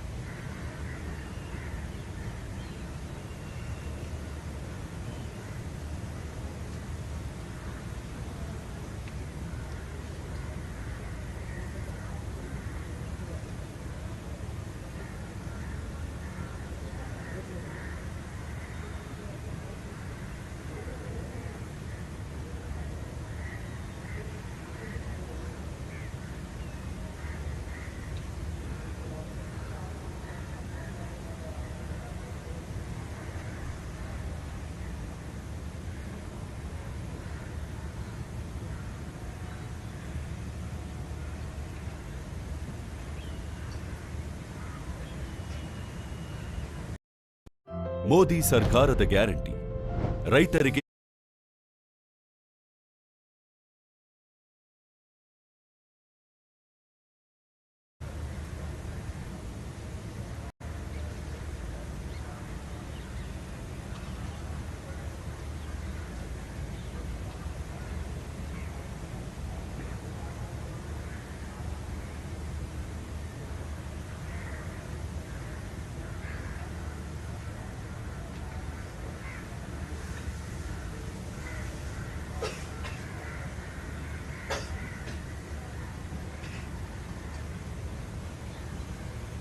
Cut!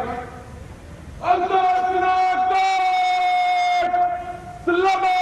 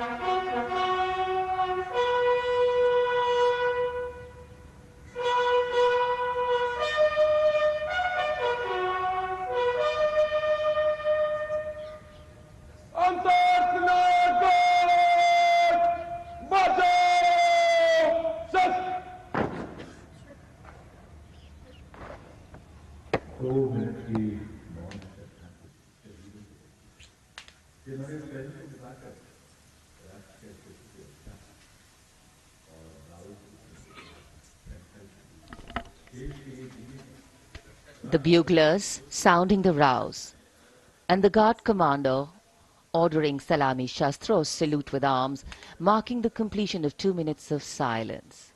A silence where quiet meets calm and time becomes tranquil, our hearts beating for those which now lie still. Time moves on to create a present, but in its wake it leaves behind stories, memories and heroes, some sung, but many unsung. And today, as we celebrate our 75th Republic Day here in New Delhi, and so many of us are witnessing this celebration from the secure and comfortable spaces we inhabit, our men and women in uniform stand firm and committed, guarding and protecting the length and breadth of this beautiful nation we all call home, across dry deserts and snow-clad mountains, along our long coastline and international borders, keeping us safe and secure. The Prime Minister now moving towards the ceremonial digital book, which is kept there to put down his thoughts of gratitude. अमर शहीदों को राष्ट्र का नमन, माननीय प्रधानमंत्री द्वारा श्रद्धांजलि अर्पित की गई। इस समय उनके साथ रक्षा मंत्री, रक्षा सचिव, सीडीएस और तीनों सेनाओं के अध्यक्ष। अमर जवानों का बलिदान हमेशा प्रेरणा देगा आने वाली पीढ़ियों को। अब डिजिटल पुस्तिका में अपने विचार और अपने मन के भावों को दर्ज करेंगे माननीय प्रधानमंत्री। कैसे शब्दों में बांधें त्याग तुम्हारा, कैसे भावों के समंदर को समेटें हम जब देखते हैं नाम तुम्हारा। तुम मुझसे परिचित न थे, मैं भी तुमसे मिला न था, तुमने जीवन दे दिया मेरे लिए, रहूं मैं सुरक्षित हरदम और मेरे जैसे सब रहे सुरक्षित ये देश हमारा। मेरा तुम्हारा रिश्ता है अटूट, हमारी मातृभूमि है एक, तुम्हारा कर्म उत्कृष्ट है, तुम्हारा बलिदान श्रेष्ठ है। The call of duty, when it beckons, drowns out everything else. Every soldier considers it a matter of honor to fight for the country. And that's what makes this sacrifice so supreme. Because the call a soldier answers raises no doubt, no questions, and no second thoughts. Prime Minister Narendra Modi will now depart from the National War Memorial after paying homage to the immortal soldier who lived to serve and served to save. And as the Prime Minister leaves the National War Memorial after the wreath-laying ceremony and moves towards the saluting base at Rajpath, he carries with him the gratitude of a nation for those who protected this country and a deeper responsibility to lead the nation towards a future that is equitable and secure for all. अब माननीय प्रधानमंत्री प्रस्थान कर रहे हैं कर्तव्य पथ पर सलामी मंच की ओर। इंडिया गेट से राष्ट्रपति भवन का मार्ग कर्तव्य पथ अब गतिविधियों का केंद्र बनने वाला है। हमारा 75वां गणतंत्र दिवस समारोह। Yes, the focus will now move to the saluting base, where after the arrival of President Draupadi Murmu, Kartavya Path will resonate with of sounds, the clip-clop of hooves on the tarmac, martial music, the crisp crunch of marching boots, the mechanized rumble of military machine, beautiful folk music, the roar of fighter jets, and of course, repeated applause of an highly appreciative audience here.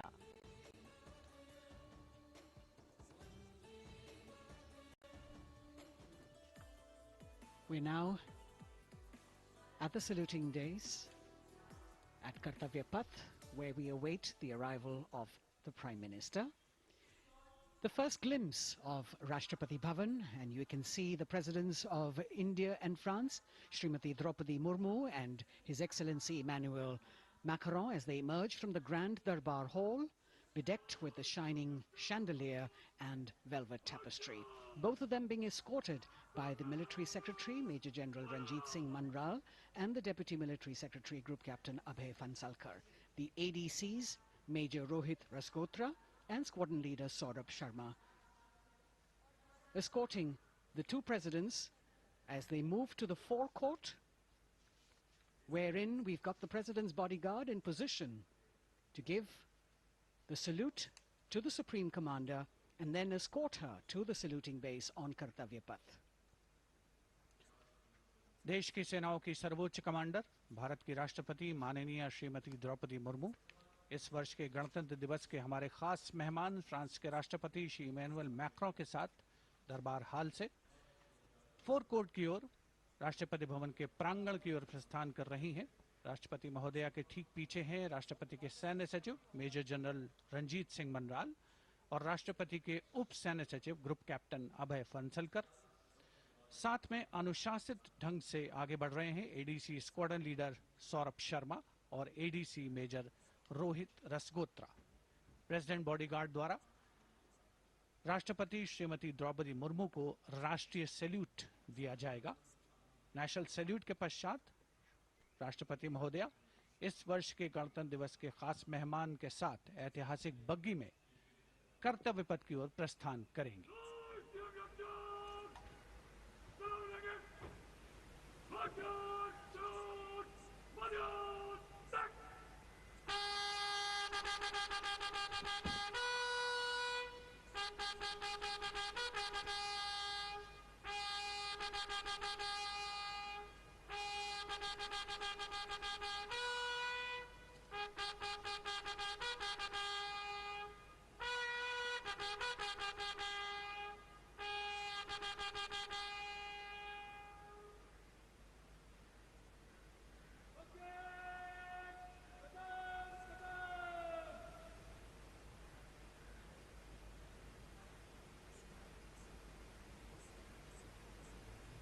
The smartly turned out President's bodyguard in the forecourt of Rashtrapati Bhavan on their magnificent horses, the senior-most regiment of the Indian Army, that is 251 years old since its raising in 1773. A unique and distinct regiment as it carries out mounted ceremonial duties for the President. Their officers and men, excellent horsemen, trained tankmen and paratroopers. And now you get to see the special presidential carriage that is making its appearance at the Republic Day parade after 40 years. The horse-drawn buggy that has gold-plated rims and looks extremely comfortable was used by the British in the pre-independence era and later remained with the Rashtrapati Bhavan. It is used now for Republic Day functions. In fact, it was used till 1984 and then discontinued. It, of course, has an interesting history as it became part of India's history post-independence based on the toss of a coin. Initially used by the President for ceremonial occasions, everyone really excited to see this unique buggy.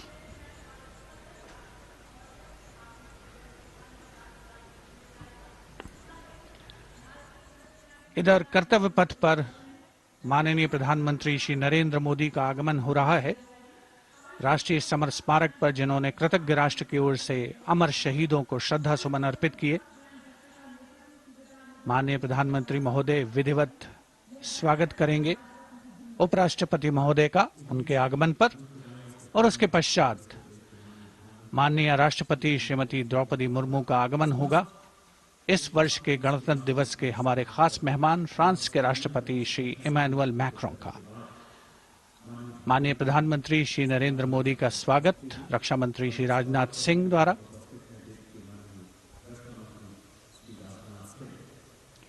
All eyes now on Prime Minister Modi, who will emerge from his car at saluting base for the first time today. At saluting base. And we're all waiting with bated breath to see his beautiful bandhani turban with a matching cravat. His choice of the turban and formal attire, quite a matter of interest for everyone who is here. Prime Minister Modi being received by the Raksha Mantri, Shri Rajnath Singh, the Chief of Defence Staff, the three chiefs of the armed forces, the Raksha Rajya Mantri, Shri Ajay Bhatt, and the Defence Secretary, Shri Giridhar Aramane.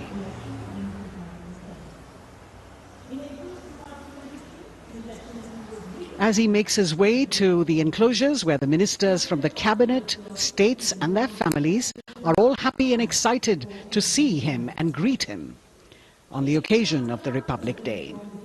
Prime Minister Modi has always made it a point to personally greet as many people as possible who are on either side of Kartavya Path on this special day. And as was mentioned earlier, there are special invitees this year too to witness the parade, invited on the Prime Minister's behest. Women workers from the electronic manufacturing industry, guests who have featured on the Prime Minister's weekly radio program Mann Ki Baat, space and rocket scientists from ISRO, farmers from the agricultural sectors and professionals from other fields, all seated in these special enclosures. You can see the Finance Minister and other dignitaries, the External Affairs Minister, Mr. Jaishankar,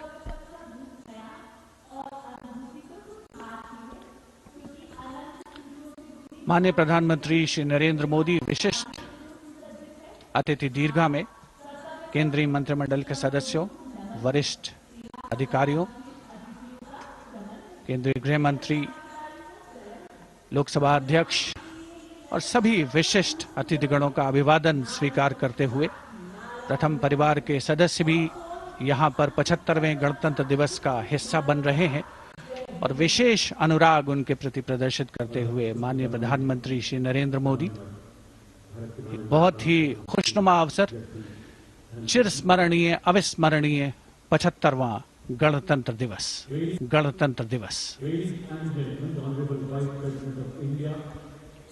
The Vice President of India, Shri Jagdeep Dhankar, and his wife, Srimati Sudesh Dhankar, have arrived here, and the Prime Minister rushing to greet them.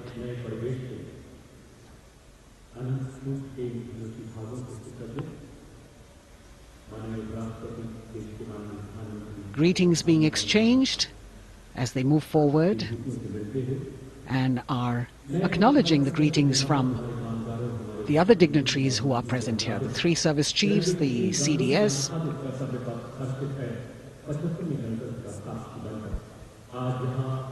We're all now waiting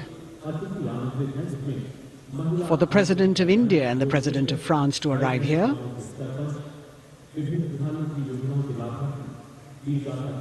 As the Vice President makes his way to the special enclosure, you can see the glimpses of the stately procession with the President's bodyguard bringing the two presidents in state. To be a member of this elite regiment, the men have to be physically fit and mentally alert.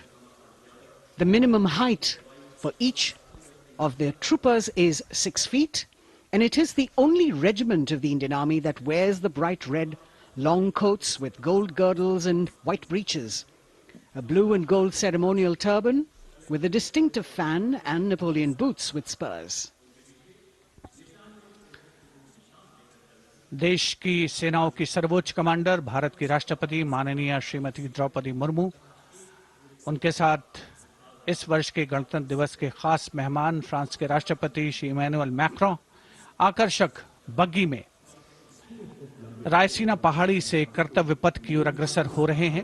राष्ट्रपति महोदय का ये काफिला president bodyguard की unit और यहां कर्तव्य पथ पर प्रतीक्षारत माननीय प्रधानमंत्री श्री नरेंद्र मोदी, रक्षा मंत्री श्री राजनाथ सिंह, रक्षा राज्य मंत्री श्री अजय भट्ट, तीनों सेनाओं के प्रमुख, चीफ ऑफ डिफेंस स्टाफ और उपस्थित जनसमूह उत्कंठा से सबकी निगाहें रायसीना पहाड़ी की ओर। विशिष्ट आमंत्रित मेहमान 13,000 के आसपास देश के कोने कोने से पहुंचे हैं। साथ ही वरिष्ठ अधिकारीगण, विदेशी राजनयिक भी हमारे आज के इस राष्ट्रीय गौरव पर्व का हिस्सा बन रहे हैं। देश की प्रगति में प्रत्यक्ष और परोक्ष रूप से योगदान देने वाले वो सभी लोग आज अपने आप को गौरवान्वित महसूस कर रहे हैं, जो कर्तव्य पथ पर मौजूद हैं और जो नहीं भी मौजूद हैं, वो इन दृश्यों से उसका आनंद ले रहे हैं।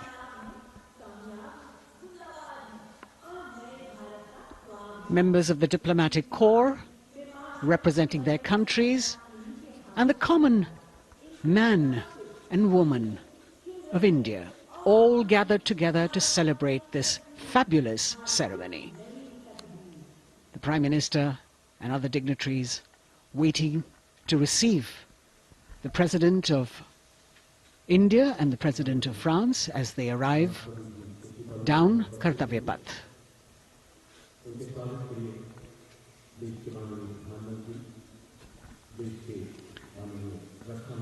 खास मेहमान, खासतौर पर 75वें गणतंत्र दिवस की जो मुख्य थीम है, जो मुख्य धारा है, नारी शक्ति, और इस बार की जो गणतंत्र दिवस की आकर्षक परेड है उसमें नारी शक्ति का अनोखा प्रदर्शन, चाहे वो मैकेनाइज्ड कॉलम्स हों, चाहे वो सशस्त्र सेना बल हों, केंद्रीय मंत्रिमंडल के सदस्य यहाँ पर मौजूद हैं कर्तव्य पथ पर, और हवा में स्वर लहरियां गूंज रही हैं, अथ स्वागतम, शुभ स्वागतम, जो संकेत है माननीय राष्ट्रपति महोदय के कर्तव्य पथ पर आगमन।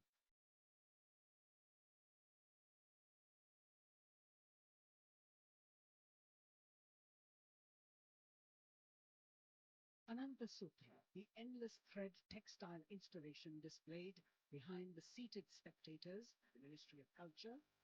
And you can see these visually stunning saris, panels that have been mounted here, a total of 1,900 saris and drapes from every corner of the country. Each panel has a QR code that when scanned gives you details about the weave and embroidery or other embellishments used on it. This is a tribute to the woman power of India, the millions of weavers who have preserved the timeless traditions and passed on the skill through generations. The installation here also includes a 150-year-old sari. You can see the President's bodyguard in symmetry, moving towards the saluting base, handpicked by the President's Secretariat from mainstream armored regiments. This unit has been taking part in several peacekeeping operations as well.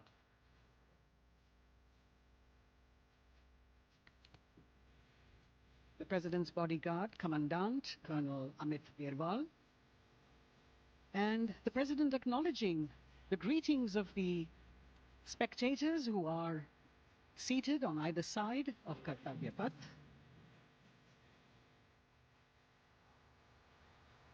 A nation proud to be led by a woman president. Ladies and gentlemen, now the President of India, Draupadi Murmu, and the Chief Guest, His Excellency Once again, as President Draupadi Murmu and President Macron will arrive at the saluting base, who will be received by the Prime Minister. It's a great honor to have His Excellency And then introduced to the other guests who are here before she makes her way to the saluting base and her special seat. We warmly welcome our Honorable Chief Guest.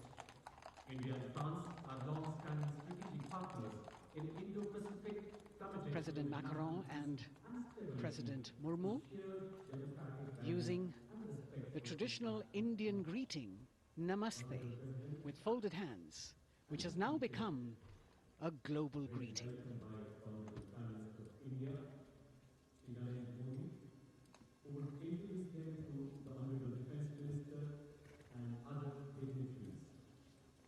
The atmosphere warming up here as the mist and fog slowly lift to reveal the radiant faces, the joyous crowds that have assembled here. Prime Minister Modi greeting President Murmu, and of course his friend, the President of France, Emmanuel Macron.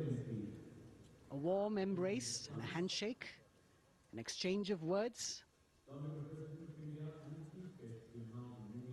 as they set the tone for the celebration of their partnership.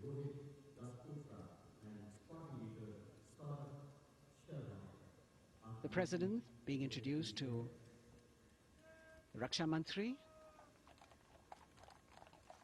the Rajya Raksha Mantri, the Chief of Defence Staff and the three chiefs, General Anil Chauhan, General Manoj Pandey, Admiral Hari Kumar, Air Chief Marshal V.R. Chaudhary.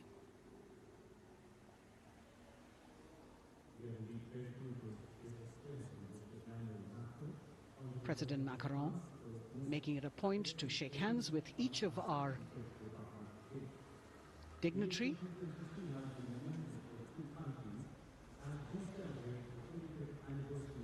As soon as the presidents and the Prime Minister reach their designated seats, as they climb up the short span of stairs, a 21-gun salute will be given by the ceremonial battery of 871 Field Regiment using the 105mm Indian field gun. And as the thunderous sounds of the guns resonate across the entire Kartavya Path, heralding the start of the parade under the patronage of the Supreme Commander, the national flag will be unfurled and the national anthem will be played by the military bands positioned across below the national emblem, the lion capital of Sarnath. Everyone present here and those watching us at home will also stand in honor and respect of the tricolour unfurled on the 75th Republic Day.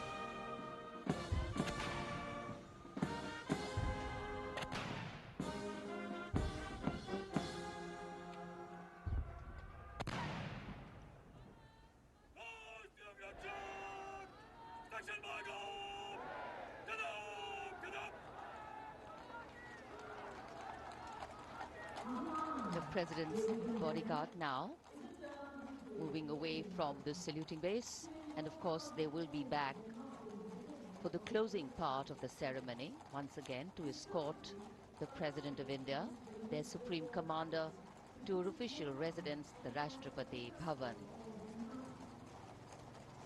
And now it's time for the parade to begin. And of course, there will be a beautiful flower offering right at the beginning.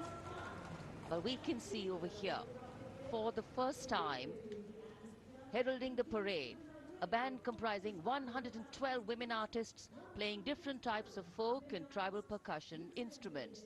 The dhol and tasha of Maharashtra, the dakpu from Telangana, the dhak and dhol of Bengal, the shank, the chenda, dolu and kunita of Karnataka, nadaswaram, tutari and cymbals, all playing to rag revati of Carnatic music. अब कर्तव्य पथ पर मंजर बदलने वाला है।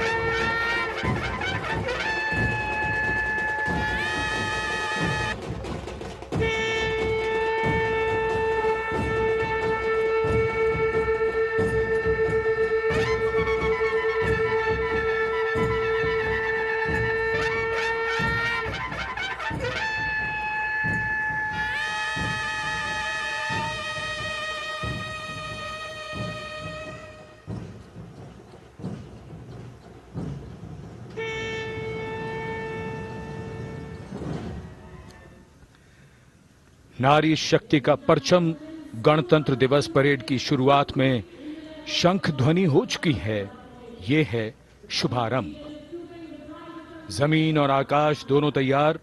दुनिया के सबसे बड़े लोकतंत्र के भव्य गणतंत्र उत्सव के लिए भारत के गौरव के उमंग के रंगों को अब चमकते हुए देखिए। निगाहें आकाश की ओर, क्योंकि कानों में आ रही है हेलीकॉप्टर के रोटर ब्लेड्स की आवाज।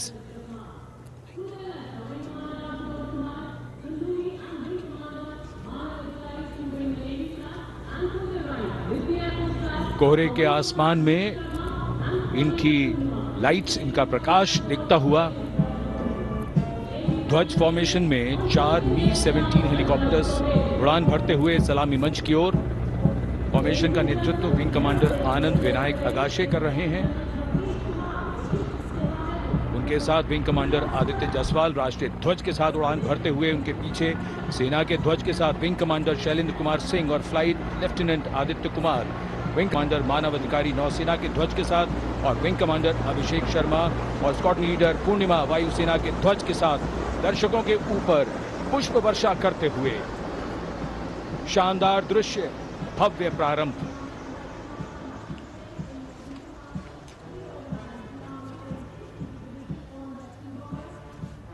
कर्तव्य पथ पर गणतंत्र दिवस की भव्य परेड का नेतृत्व संभाला है parade commander lieutenant general Bhavnish Kumar, general officer commanding Delhi area ने। दूसरी पीढ़ी के अधिकारी लेफ्टिनेंट जनरल भवनीश कुमार, जिन्हें दिसंबर 1989 को पैराशूट रेजिमेंट में नियुक्त किया गया था, defence services staff college high command और नेशनल डिफेंस कॉलेज के पूर्व छात्र जनरल ऑफिसर ने नवंबर 2023 को general officer commanding Delhi area का दायित्व संभाला।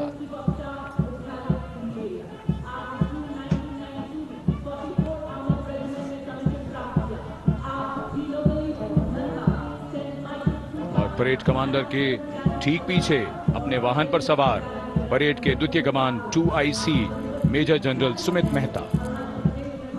मेजर जनरल मेहता को जून 1992 में कमीशन प्राप्त हुआ। राष्ट्रीय रक्षा अकादमी खड़गवासला और भारतीय सैन्य अकादमी देहरादून के पूर्व छात्र मेजर जनरल सुमित मेहता, उन्हें सेना कमांडरों और सेनाध्यक्ष प्रशस्ति पत्रों से सम्मानित किया जा चुका है। सन 2010 में भारत के राष्ट्रपति द्वारा विशिष्ट सेवा पदक से सम्मानित किया जा चुका है परेड के 2IC major general Sumit Mehta. कर्तव्य पथ पर अब वो परमवीर, वो योद्धा जिन्होंने बाजी पलट दी, दुश्मन को नाकों चने चबा दिए, मौत से आंखों में आंखें डालकर जूझे और वीरता की कहानियां बन गए। स्वागत कीजिए परमवीर चक्र और अशोक चक्र से सम्मानित वीरों का। परमवीर चक्र से सम्मानित subedar major honorary captain Yogendra Singh Yadav,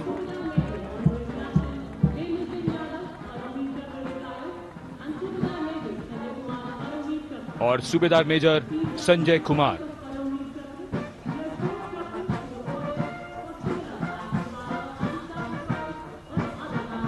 और इनके वाहन के ठीक पीछे अशोक चक्र से सम्मानित मेजर जनरल CA पिठावाला, सेवानिवृत्त, lieutenant colonel Jasram Singh,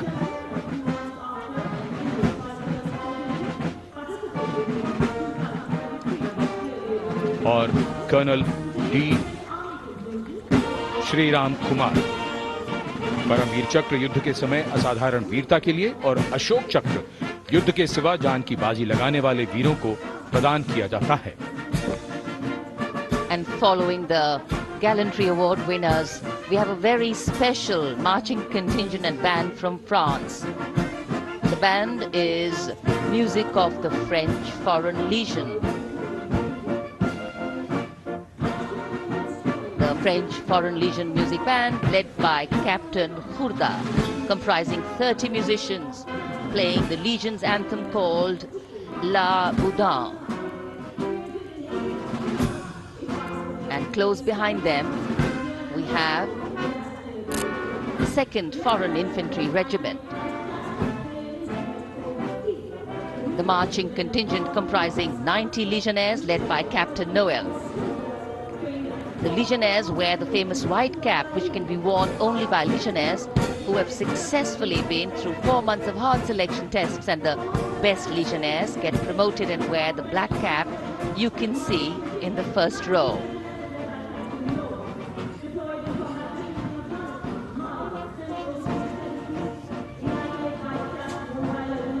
In fact, in last July, Indian troops and aircraft paraded in Paris for the 2023 Bastille Day, and they are now participating here, the French troops and aircraft. And we can hear the roar. We will shortly see a very special formation of the French Air Space Force, symbolizing the strength of the Indo-French relationship and honoring the presence of our chief guest here today. We could hear the sounds, the glimmer in the sky, gone past us. It was the French Airbus and the Rafale formation which graced our skies today, marking the Republic Day celebrations in India. The air pass was captained by Commandant Pagniak Roman, and escorting him in the Rafales were Captain Gracia Antoine and Captain Crisson Jules.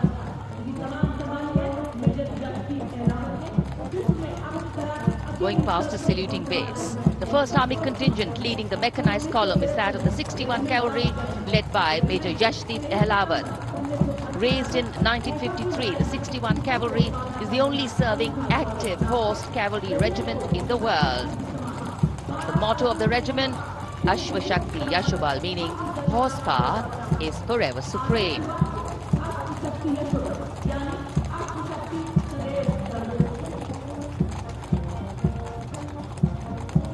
This regiment has the unique distinction of leading the last recorded cavalry charge in history when it took on the Turks at the Battle of Haifa on the 23rd of September 1918. And this day is to date celebrated as its Battle Honor Day or Haifa Day.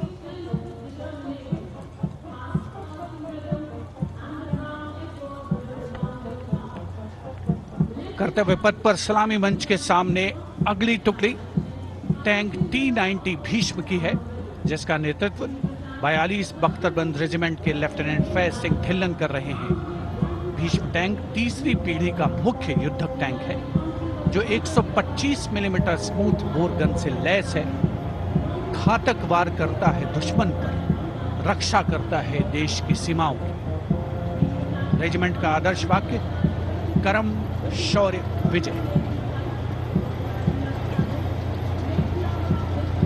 Bharat की उन्नत सामरिक शक्ति का प्रदर्शन कर्तव्य पथ पर देश का 75वां गणतंत्र दिवस समारोह।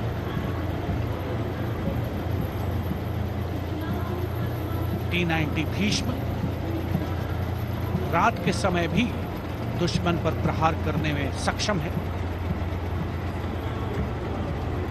और इसके ठीक पीछे है नाग मिसाइल सिस्टम। अगली टुकड़ी मैकेनाइज्ड इन्फेंट्री रेजिमेंट के नाग मिसाइल सिस्टम की है, जिसका नेतृत्व 17 मैकेनाइज्ड इन्फेंट्री रेजिमेंट के कैप्टन अभय पंडित कर रहे हैं। नाग मिसाइल कैरियर अतिरिक्त पहियों वाला एक विस्तारित लाइसेंस निर्मित BMP-2 है, जिसे भारत में सारथ नाम दिया गया है। इसमें कुल 12 मिसाइल्स हैं, जिसमें 6 रेडी टू फायर मोड में रहती हैं और 6 स्टोरेज में। भारतीय सेनाओं के सर्वोच्च कमांडर देश की राष्ट्रपति माननीय श्रीमती द्रौपदी मुर्मू को स्मार्ट सैल्यूट कैप्टन अभय पंडित द्वारा। नाग मिसाइल सिस्टम के ठीक पीछे है BMP 2x2K। नेतृत्व 23 गार्ड्स के लेफ्टिनेंट शिवम सिंह कर रहे हैं। सारथ नाम का ICV BMP-2 शक्तिशाली आयुध युक्त अत्याधुनिक और रात्रि युद्ध क्षमता वाला एक उच्च गतिशीलता वाला इन्फेंट्री कॉम्बैट व्हीकल है। रात में 4 किलोमीटर तक की दूरी में किसी भी अज्ञात दुश्मन को नष्ट करने की इसकी क्षमता है। युद्ध घोष, गरुड़ का हूं बोल प्यारे।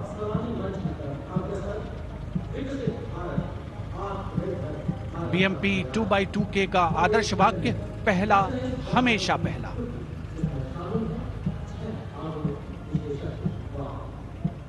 The ICV BMP-2 going past the saluting days, and we have the next detachment comprising 6 modern specialist vehicles that include quick reaction force vehicles, heavy and medium, a light specialist vehicle, vehicle-mounted infantry mortar system, all-terrain vehicle and a specialist mobility vehicle.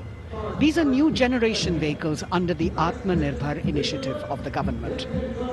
These vehicles can be used in the desert and mountainous regions and snowy areas to transport troops, and the specialty of these vehicles is their suspension, which is really flexible, giving it excellent maneuverability. The detachment led by Major Tufan Singh Chauhan of 5 Rajput, Lieutenant Colonel Panmay Kabipun and Captain Armandeep Singh Ojla.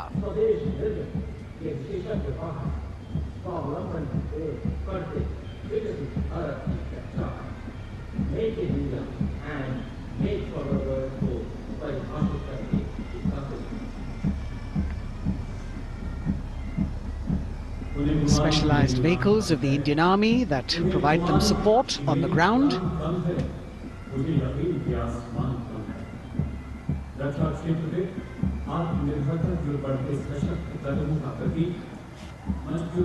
The crowds here all agog with excitement because they're seeing these vehicles for their first time. A perfect opportunity for the Indian Army to share glimpses of the equipment that they have at their disposal.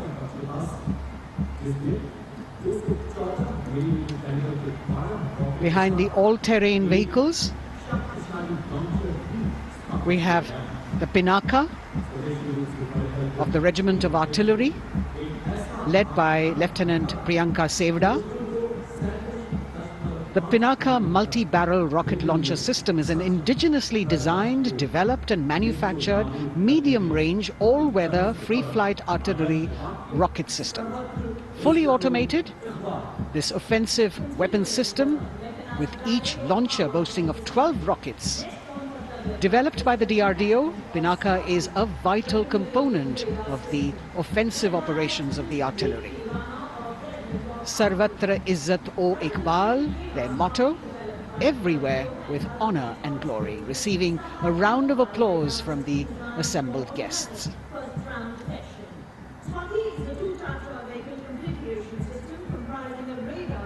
We now have Swati, the weapon locating radar system, led by Lieutenant Deepti Rana of the Regiment of Artillery. Developed again by the DRDO and Bharat Electronics, this is the highly mobile radar system designed for automatic first-round detection. The counter battery radar is designed to detect and track incoming artillery and rocket fire to determine the point of origin for counter battery fire.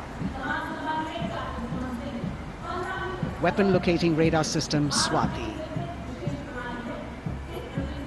President acknowledging their salutes, as we now have the Sarvatra mobile bridging system of the Corps of Engineers led by Captain Suman Singh of 9 Rapid Engineer Regiment, a made-in-India specialized equipment for bridging over dry and wet gaps of terrain.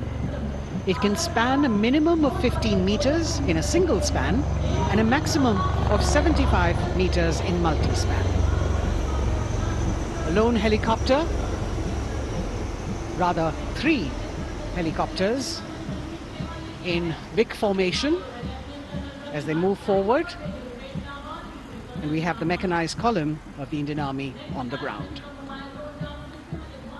कर्तव्य पथ पर भारत की सैन्य शक्ति का प्रदर्शन lieutenant colonel Ankita Chauhan नेतृत्व कर रही हैं मोबाइल ड्रोन जैमर सिस्टम का। इस सिस्टम का उपयोग ड्रोन, मानव रहित विमान प्रणाली, सिग्नल का पता लगाने, ट्रैक करने और ड्रोन गतिविधियों को रोकने के लिए यानी जैम करने के लिए किया जाता है। आज के समय की चुनौतियों के लिए बेहद कारगर सिस्टम। कोर का आदर्श वाक्य तीव्र चौकस।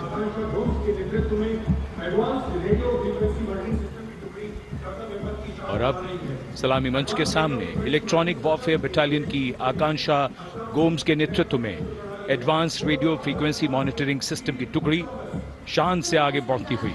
यह सिस्टम देश में ही विकसित किया गया है। यह अत्याधुनिक इलेक्ट्रॉनिक युद्ध प्रणाली है। यह प्रतिद्वंद्वी के एनालॉग और डिजिटल संचार को रोकने, निगरानी और विश्लेषण करने में सक्षम है। कोर का आदर्श वाक्य तीव्र चौकस। इस बार सेना की अत्याधुनिक टेक्नोलॉजी का प्रदर्शन कर्तव्य पथ पर।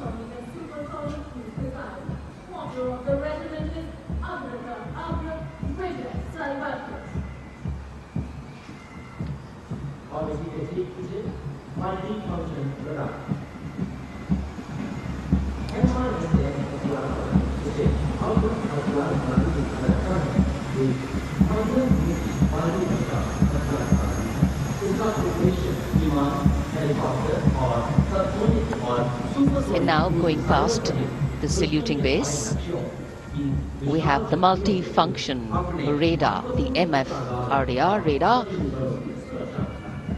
This is led by Captain Abhijit Kumar of 503 AD Missile Regiment. The MR SAM weapon system is also called the Abra weapon system. It's a medium-range air defense weapon system and is intended for the protection of its own critical assets and ground forces against a vast array of hostile aerial targets to include aircrafts, helicopters and subsonic and supersonic cruise missiles. The motto of the Corps of the Army Air Defense is Akashe Shatrun Jahi.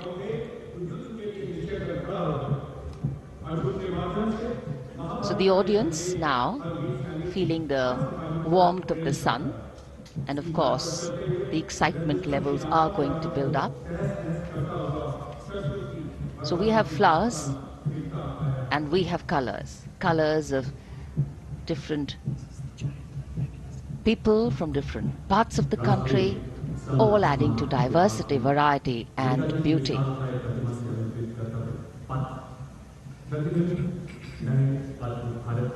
It takes a lot of spirit and a huge leap of faith to get up early in the morning and arrive here to witness the parade, but definitely well worth it for each and every person who has made it a point to attend. We shared with you Doordarshan's specially placed cameras giving you views, bird's eye views and our Jimmy Jib views, and of course close-ups catching the mood and the morale of the place. Special invitees, special dignitaries from all across, and in an effort to make it more inclusive, these special guests are prominently seated on either side of Kartavya Path, and of course right across the Prime Minister's enclosure. Representatives of vibrant villages are also among the special guests, and this is a program aimed at complete inclusivity and taking growth right to the grassroots. Meanwhile here on your Act Fibernet and entertainment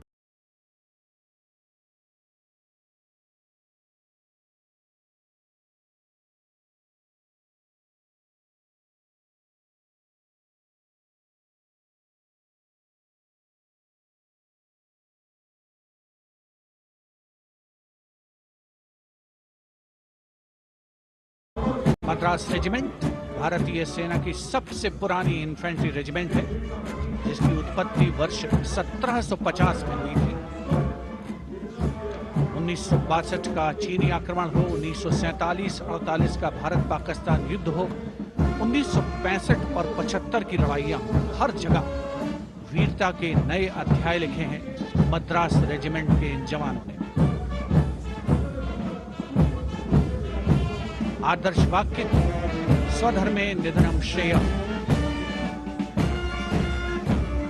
अपना कर्तव्य निभाते हुए मरना गौरव की बात। इसके ठीक पीछे Garhwal rifles regimental centre, 58 Gorkha training centre और 39 गोरखा ट्रेनिंग सेंटर का संयुक्त बैंड दस्ता, 72 संगीतकार इसमें शामिल, और बैंड दस्ते के ठीक पीछे आ रहा है ग्रेनेडियर्स का मार्चिंग कंटिंजेंट, आकर्षक वेशभूषा से सुरक्षित सुसज्जित होते हुए।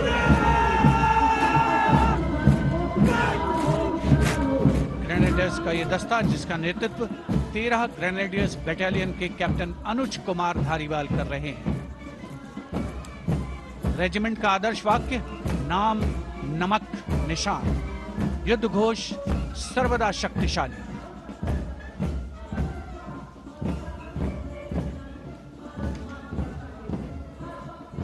युद्ध क्षेत्र में उत्कृष्ट प्रदर्शन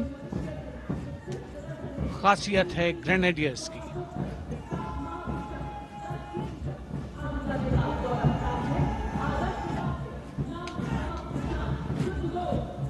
The war cry Raja Ramchandra Ki Jai resounding at Kartavya Path as the Rajputana Rifles contingent marches forward to the saluting base, led by Lieutenant Sanyam Chaudhary of the 20 Battalion.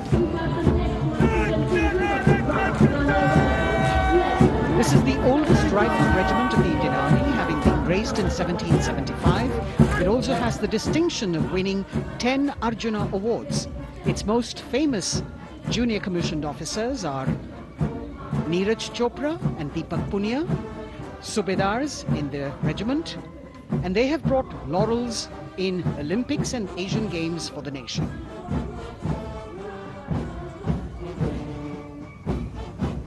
As they move forward, you can hear the strains of the combined band.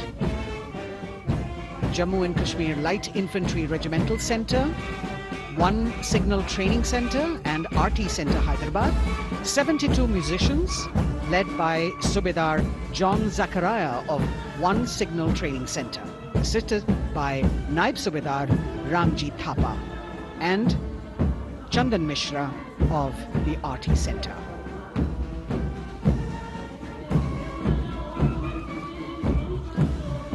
Playing the tune Young India. And for the first time, we have an all-women contingent from the Tri-Services, led by Captain Sandhya of the military police. This team includes Agniveers and regular recruits. Though they underwent rigorous training and practice in their individual areas, they have successfully managed to cohesively work together under the leadership of Captain Sandhya to be ready for this parade. 148 women soldiers from the Corps of Military Police, of Army, Navy and Air Force.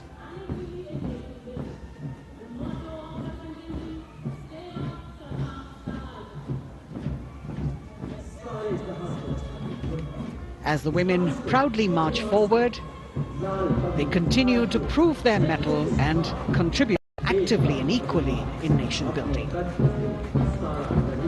नारी शक्ति की धूम के बाद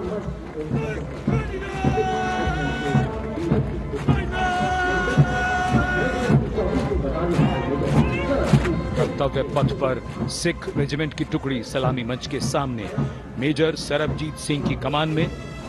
स्वतंत्रता के बाद ये रेजिमेंट भारतीय सेना की सभी कार्रवाइयों में सबसे आगे रही है। चुस्त कदमों से आगे बढ़ते हुए, कंधे से कंधे और कदम से कदम मिले हुए कई सम्मान प्राप्त ये रेजिमेंट, जिसका आदर्श वाक्य निश्चय कर अपनी जीत करो और युद्ध घोष बोले सोनिहाल सत श्री अकाल।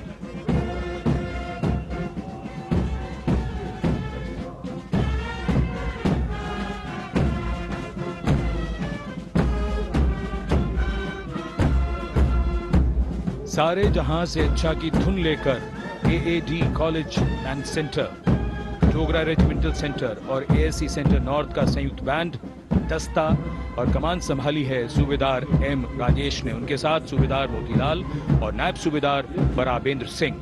72 बैंड वादक इस दस्ते में।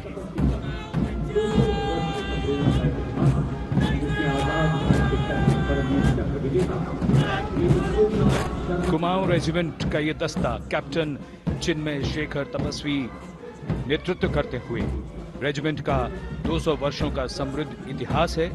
रेजिमेंट को पहला परमवीर चक्र प्राप्त करने का सम्मान भी प्राप्त है। रेजिमेंट का आदर्श वाक्य पराक्रमो विजयते, युद्ध घोष कालिका माता की जय।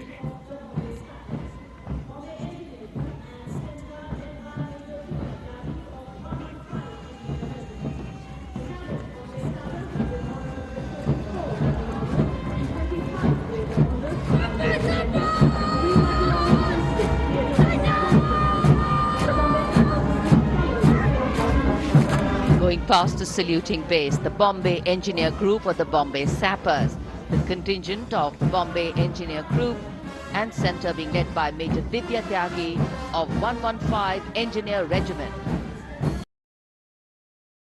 Privilege of being the proud recipients of the highest gallantry awards both pre and post independence.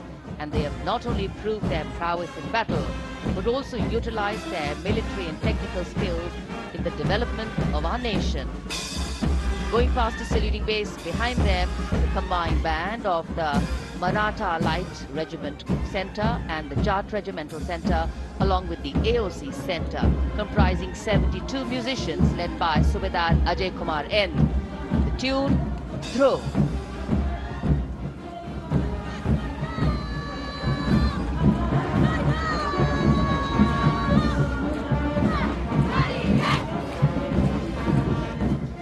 Following the band, we have marching forward for the first time ever on Kartavya Path, an all-women contingent of the Armed Forces Medical Services led by Major Shrishti Khullar with Captain Amba Samant from the Army Dental Corps, Surgeon Lieutenant Kanchana from the Indian Navy and Flight Lieutenant Divya Priya from the Indian Air Force, followed by 144 officers of the Military Nursing Service. Strength, discipline, the dedication of women officers and unwavering commitment.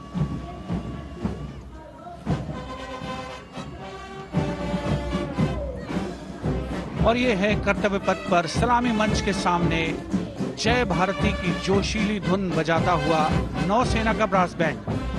नेतृत्व band master chief petty officer second class M Anthony Raj कर रहे हैं। भारतीय नौसेना का विश्व विख्यात brass band दस्ता 80 बैंड वादक जिसमें शामिल।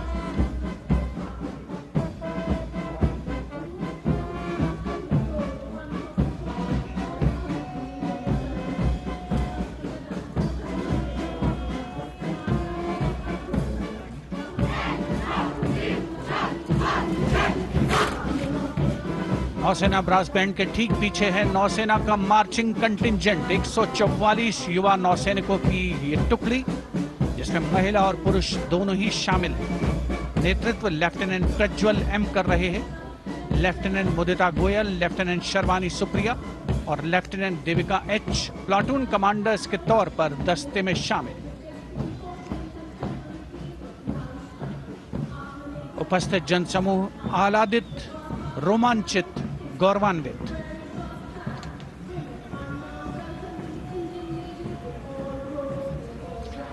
और यह है सलामी मंच के सामने पहुंचती हुई भारतीय नौसेना की झांकी जिसमें दो महत्वपूर्ण विषयों को दर्शाया गया है। पहला है नारी शक्ति। भारतीय नौसेना में महिलाओं की सभी भूमिकाओं और सभी रैंक्स में प्रवेश हो रहा है उनका और उनका स्वागत किया जा रहा है। झांकी के कमांडर हैं लेफ्टिनेंट कमांडर भोपे जुई मिलिंद और लेफ्टिनेंट कमांडर निशीथ के एस। स्वदेशीकरण के माध्यम से महासागरों में समुद्री शक्ति को भी इस झांकी में दर्शाया गया है।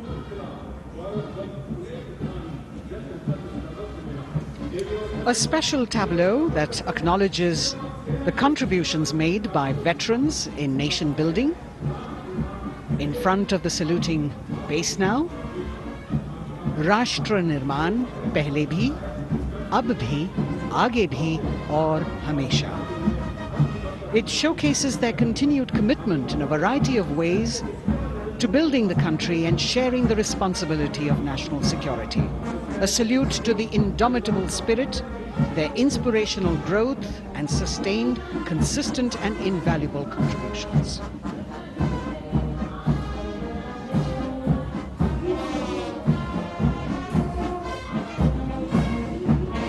Now the youngest of the armed forces, the Indian Air Force, a band led by Sergeant C.A. Daniel, playing the tune Sound Barrier Quick March. And that is the Bars formation, 3 MiG-29 aircraft flying past in big formation, led by Group Captain Manoj Bhargav, Wing Commander Anup Milan Gadkari and Wing Commander Ankit Bhatia. As we have the Indian Air Force band going past the saluting base, we've got the marching contingent just behind them comprising 144 airmen and 4 officers in a box formation led by Squadron Leader Rashmi Thakur, Squadron Leader Sumita Yadav, Squadron Leader Pratiti Aluwalia and Flight Lieutenant Kirti Rohil. Incidentally, Sumita Yadav had participated in the Bastille Day parade as well.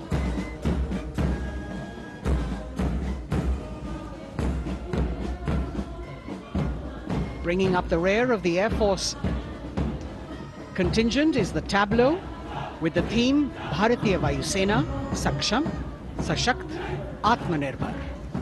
Potent, powerful and self-reliant.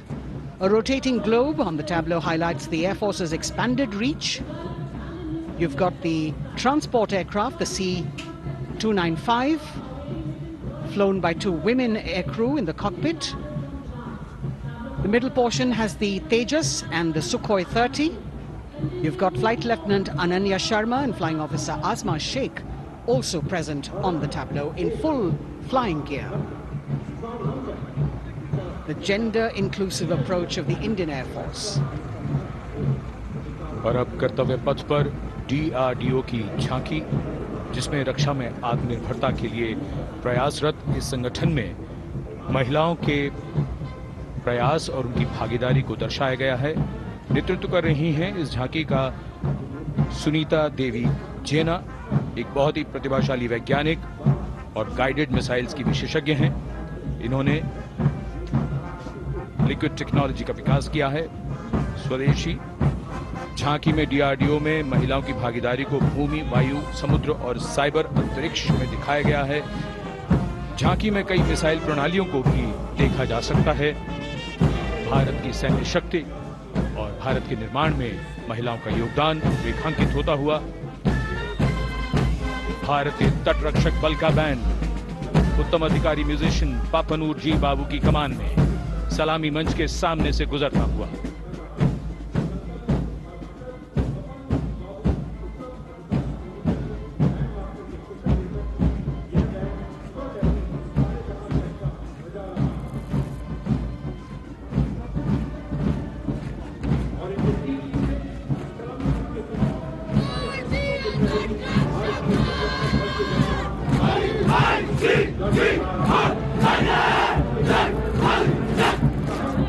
तटरक्षक बल के band के ठीक पीछे भारतीय तटरक्षक बल का मार्चिंग दस्ता, हमारे समुद्रों के प्रहरी दस्ते का नेतृत्व कर रही हैं सहायक असिस्टेंट चुनौती शर्मा और 3 अधिकारी, असिस्टेंट कमांडेंट प्रिया दहिया, असिस्टेंट कमांडेंट हार्दिक और assistant commandant Pallavi.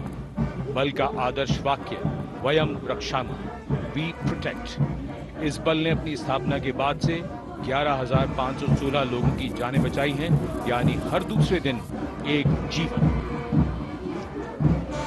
A change of color now, going past the saluting base. Again, for the first time on Kartavya Path, the BSF Mahila Brass Band, under the command of Sub-Inspector Shweta Singh. The band is playing the tune Bharat Ke Jawan.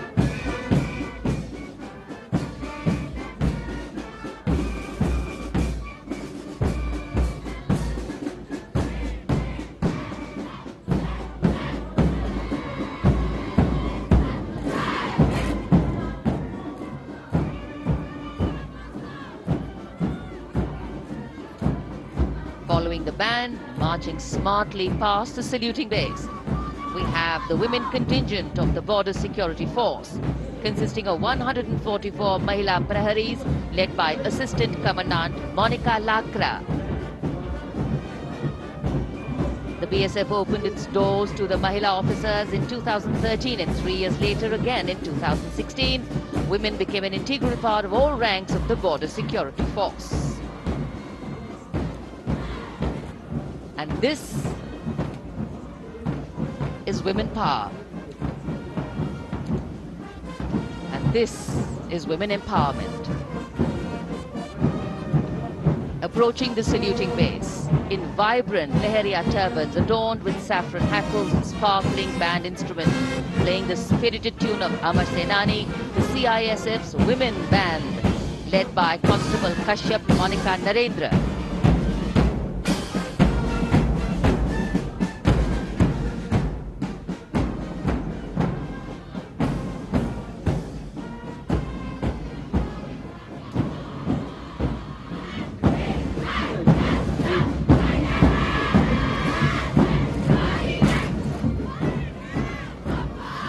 Marching with the beat, with the rhythm, the CISF Women Marching Contingent, led by Assistant Commandant Tanmay Mohanty, going past the saluting base. The motto, protection and security. Sunshine spread across Kartavya Path today.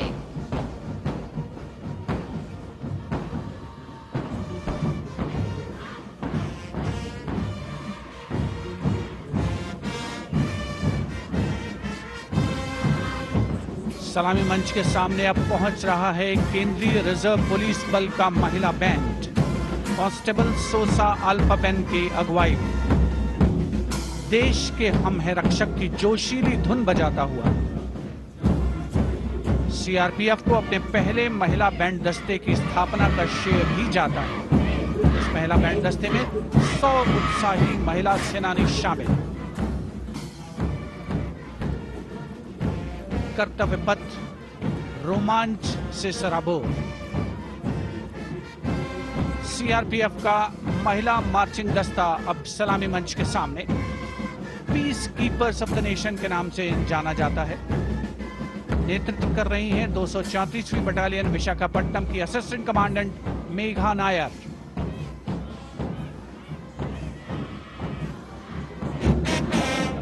आकर्षक परिधान, अनुशासन, देश के प्रति समर्पण, कर्तव्य परायणता, असाधारण वीरता, यह है भारतीय सशस्त्र बलों की खासियत। अब आ रहे हैं हिमवीर। भारत तिब्बत सीमा पुलिस का बैंड कर्णप्रिय धुनें बजाता हुआ आगे बढ़ रहा है। कांस्टेबल अंबिका पाटिल के नेतृत्व में ये हैं हिम वीरांगनाएं, सारे जहां से अच्छा की धुन पर मार्च करते हुए।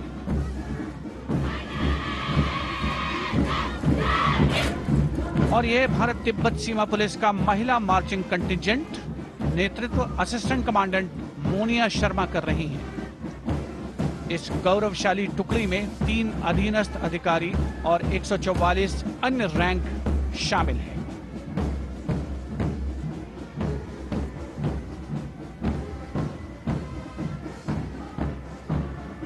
भारत तिब्बत सीमा पुलिस के बहादुर सैनिक हिमवीर के नाम से जाने जाते हैं, जो लद्दाख से अरुणाचल प्रदेश तक की सीमाओं की रक्षा करते हैं।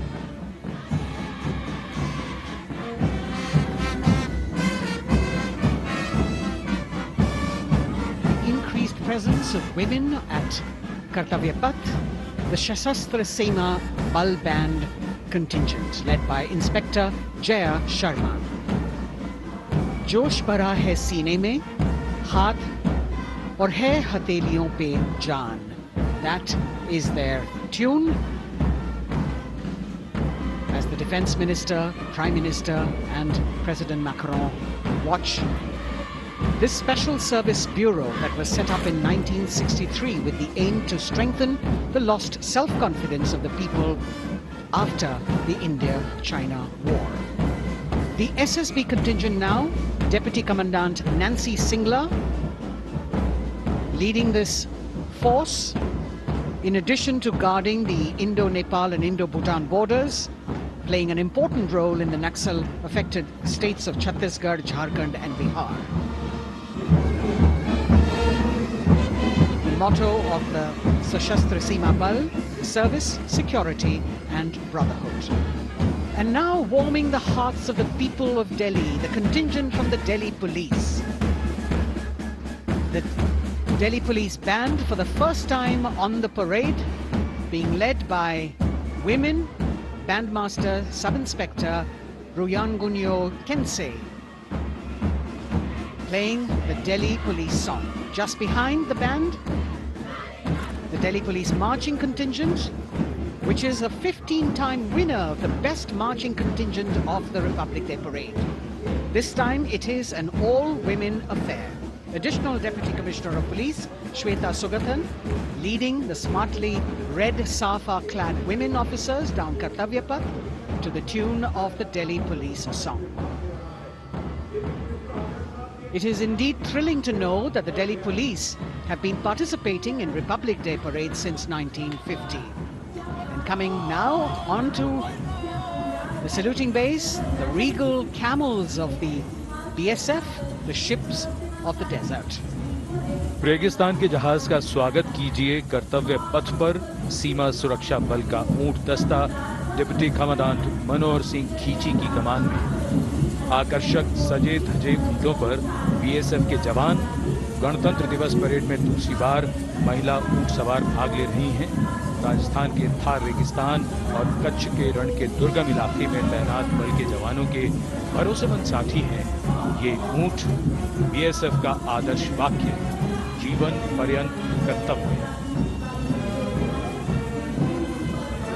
बहुत ही आकर्षक दस्ता जिसकी G20 शिखर सम्मेलन के दौरान विदेशी प्रतिनिधियों ने बहुत प्रशंसा की थी। और इनके ठीक पीछे BSF का ऊंट बैंड मास्टर सब इंस्पेक्टर अमल चट्टोपाध्याय की कमान में 35 बैंड वादकों का ये दल और धुन बजा रहा है हम हैं सीमा सुरक्षा बल बहादुरों का दल।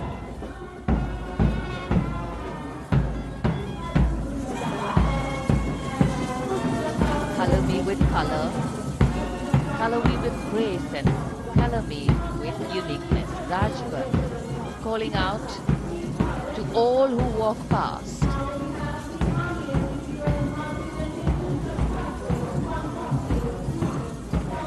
Visual delight, visuals captured in our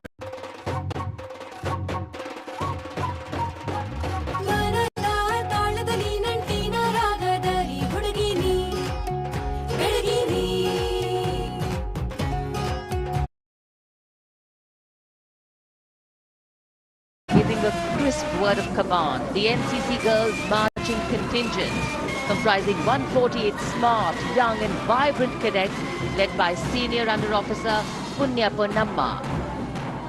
With a commitment to character and community development, leadership and adventure, the NCC has nearly 17 lakh cadets on its rolls and is one of the largest youth uniformed organizations in the world.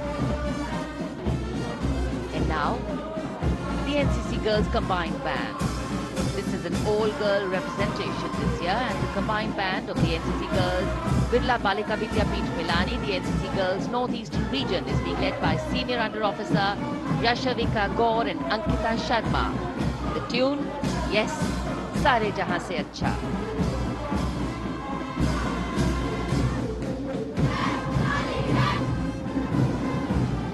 And the NCC Girls Marching Contingent, the Tri-Service Contingent, all-girl band contingent of the NCC, followed by the second NCC Girls Marching Contingent, led by Senior Under Officer Tanu Tevatia. 148 cadets in perfect harmony, in perfect discipline, synchronicity at its peak.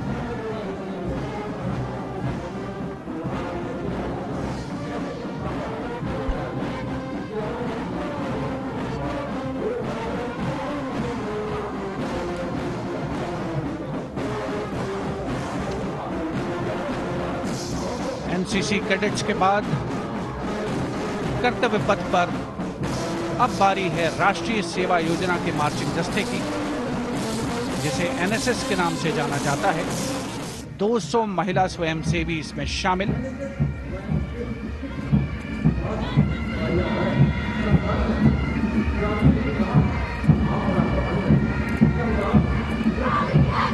NSS के इस दस्ते का नेतृत्व कर रही हैं गुवाहाटी क्षेत्रीय निदेशालय सिक्किम की रेजिना तमांग। युवा भारत, सशक्त भारत, विकसित भारत जैसे अभियान, अंतर्राष्ट्रीय योग दिवस, हर घर तिरंगा जैसे अभियान, देश प्रेम को ओतप्रोत करने वाले अभियानों में राष्ट्रीय सेवा योजना की अहम भूमिका रही है। आदर्श वाक्य, मैं नहीं बल्कि आप। सलामी मंच के सामने अब है मास पाइप एंड ड्रम बैंड का संयुक्त बैंड दस्ता। 120 वादकों का ये दल है।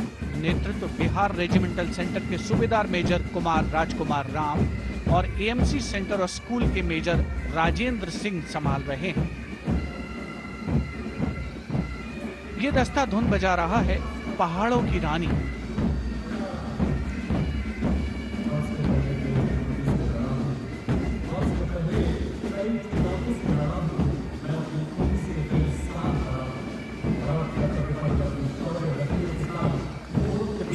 Decorated jeeps bringing the 19 children given this year's Prime Minister's Bravery Awards. The children who have shown exceptional courage, ability and outstanding achievements, drawn from all over the country, aged between 8 and 17. This year's Bravery Award went to Aditya Vijay Brahmane posthumously. One child each in categories of bravery, science and technology, art and culture, innovation, social service and sports were selected. 9 boys and 10 girls from 18 states and union territories, each awardee getting a medal and certificate. 7 days ago, President Draupadi Murmu presented these 18 children their awards at a glittering ceremony in the capital. Notable to mention is the artificial intelligence that was used for the first time to search for feats of excellence. An essential part of the parade, these young children represent a precious resource, harboring the potential to significantly contribute to the country's advancement.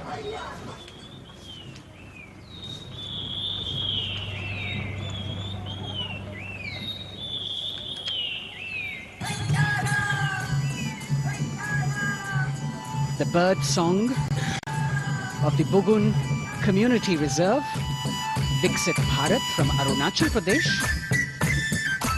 Largest of the 7 sisters of the northeast, Arunachal Pradesh literally means the land of dawn-lit mountains. Verdant valleys, pristine water bodies and rich heritage all make it untouched, unseen, unbelievably must-visit place on earth.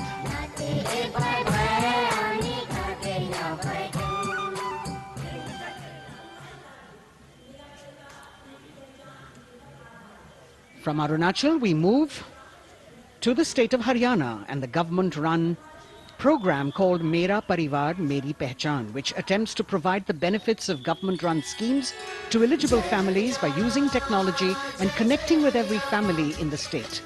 Data collected and updated by the government helps empowering the residents easily.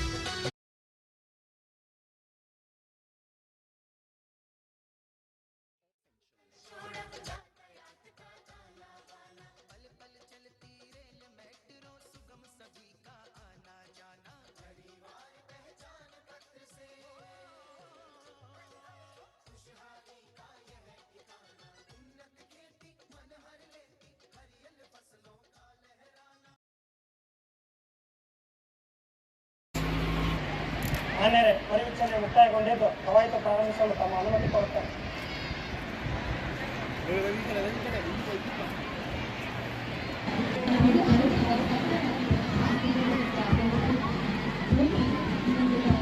ತಂಡ ವಿಶ್ವವಿದ್ಯಾಲಯ ಕಲಾ college Shri Bharat Yadav NCC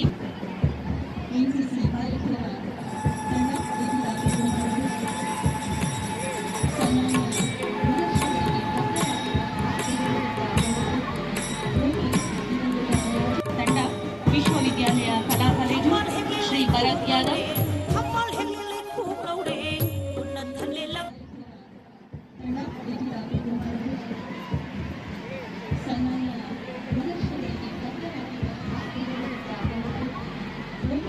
ತಂಡ ವಿಶ್ವವಿದ್ಯಾಲಯ ಕಲಾ college Shri Bharat Yadav NCC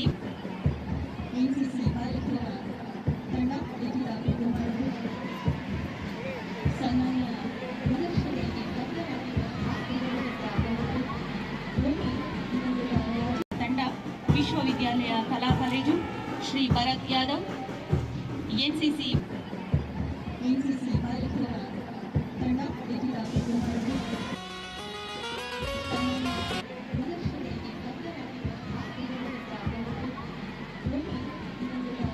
ತಂಡ ವಿಶ್ವವಿದ್ಯಾಲಯ ಕಲಾ college Shri Bharat Yadav NCC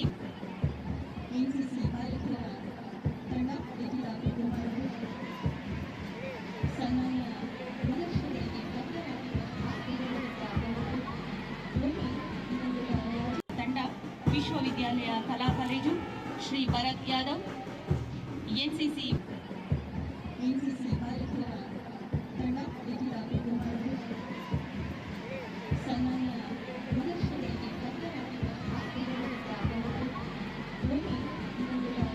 ತಂಡ ವಿಶ್ವವಿದ್ಯಾಲಯ ಕಲಾ college Shri Bharat Yadav country's traditional techniques which have been globally recognized. That's what's being shown.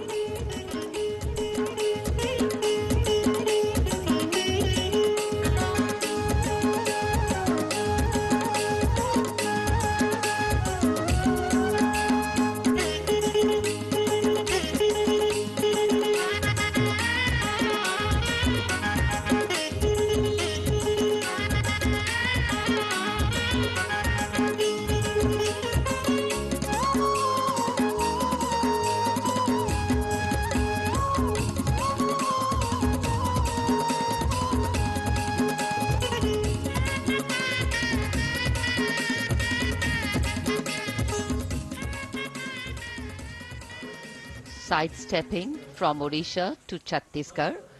We now wait the tribal themed tableau from Chhattisgarh, reflecting the democratic consciousness and traditional democratic values present in tribal communities since ancient times, which are still alive and prevalent in the Bastar division of the state, even after 76 years of independence.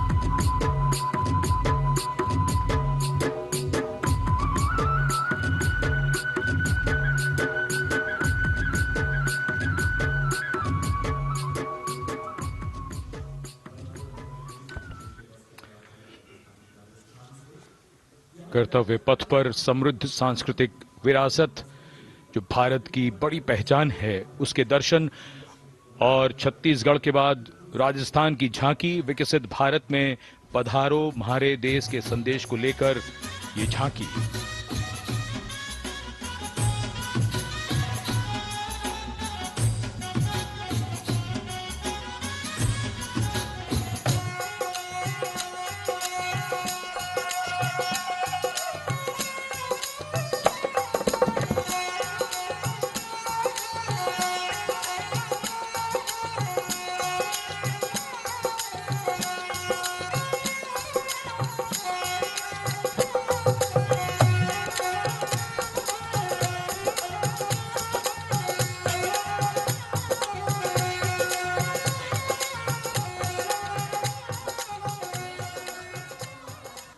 Rajasthan के बाद चलते हैं महाराष्ट्र की ओर। महाराष्ट्र की झांकी, जिसमें छत्रपति शिवाजी महाराज के 350वें राज्याभिषेक वर्ष समारोह को दर्शाया गया है। छत्रपति शिवाजी महाराज का संघर्ष मुख्य रूप से अन्याय और शोषण के खिलाफ था।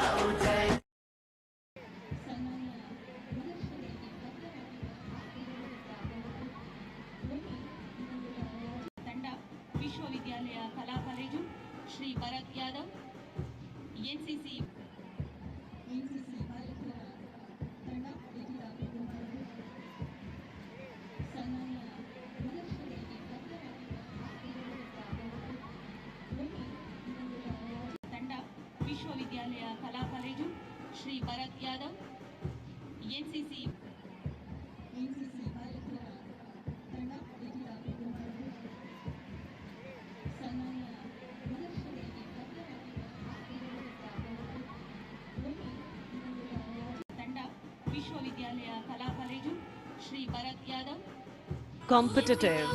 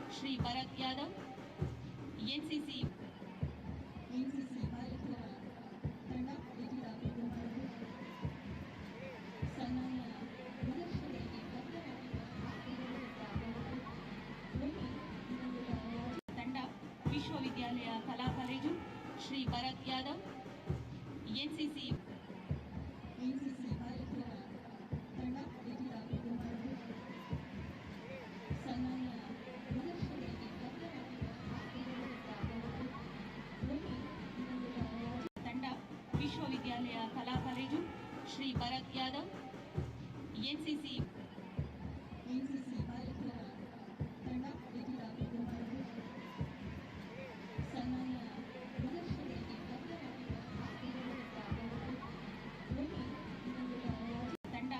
विश्वविद्यालय कला कॉलेज श्री भरत यादव, एनसीसी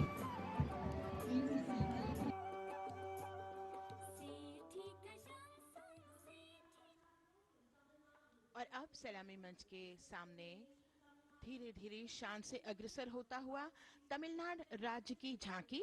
इस झांकी में तमिलनाडु के प्राचीन कुदवलय प्रणाली यानी मिट्टी के बर्तन में मतपत्र डालकर चुनाव किए जाने की प्राचीन परंपरा को दर्शाया गया है।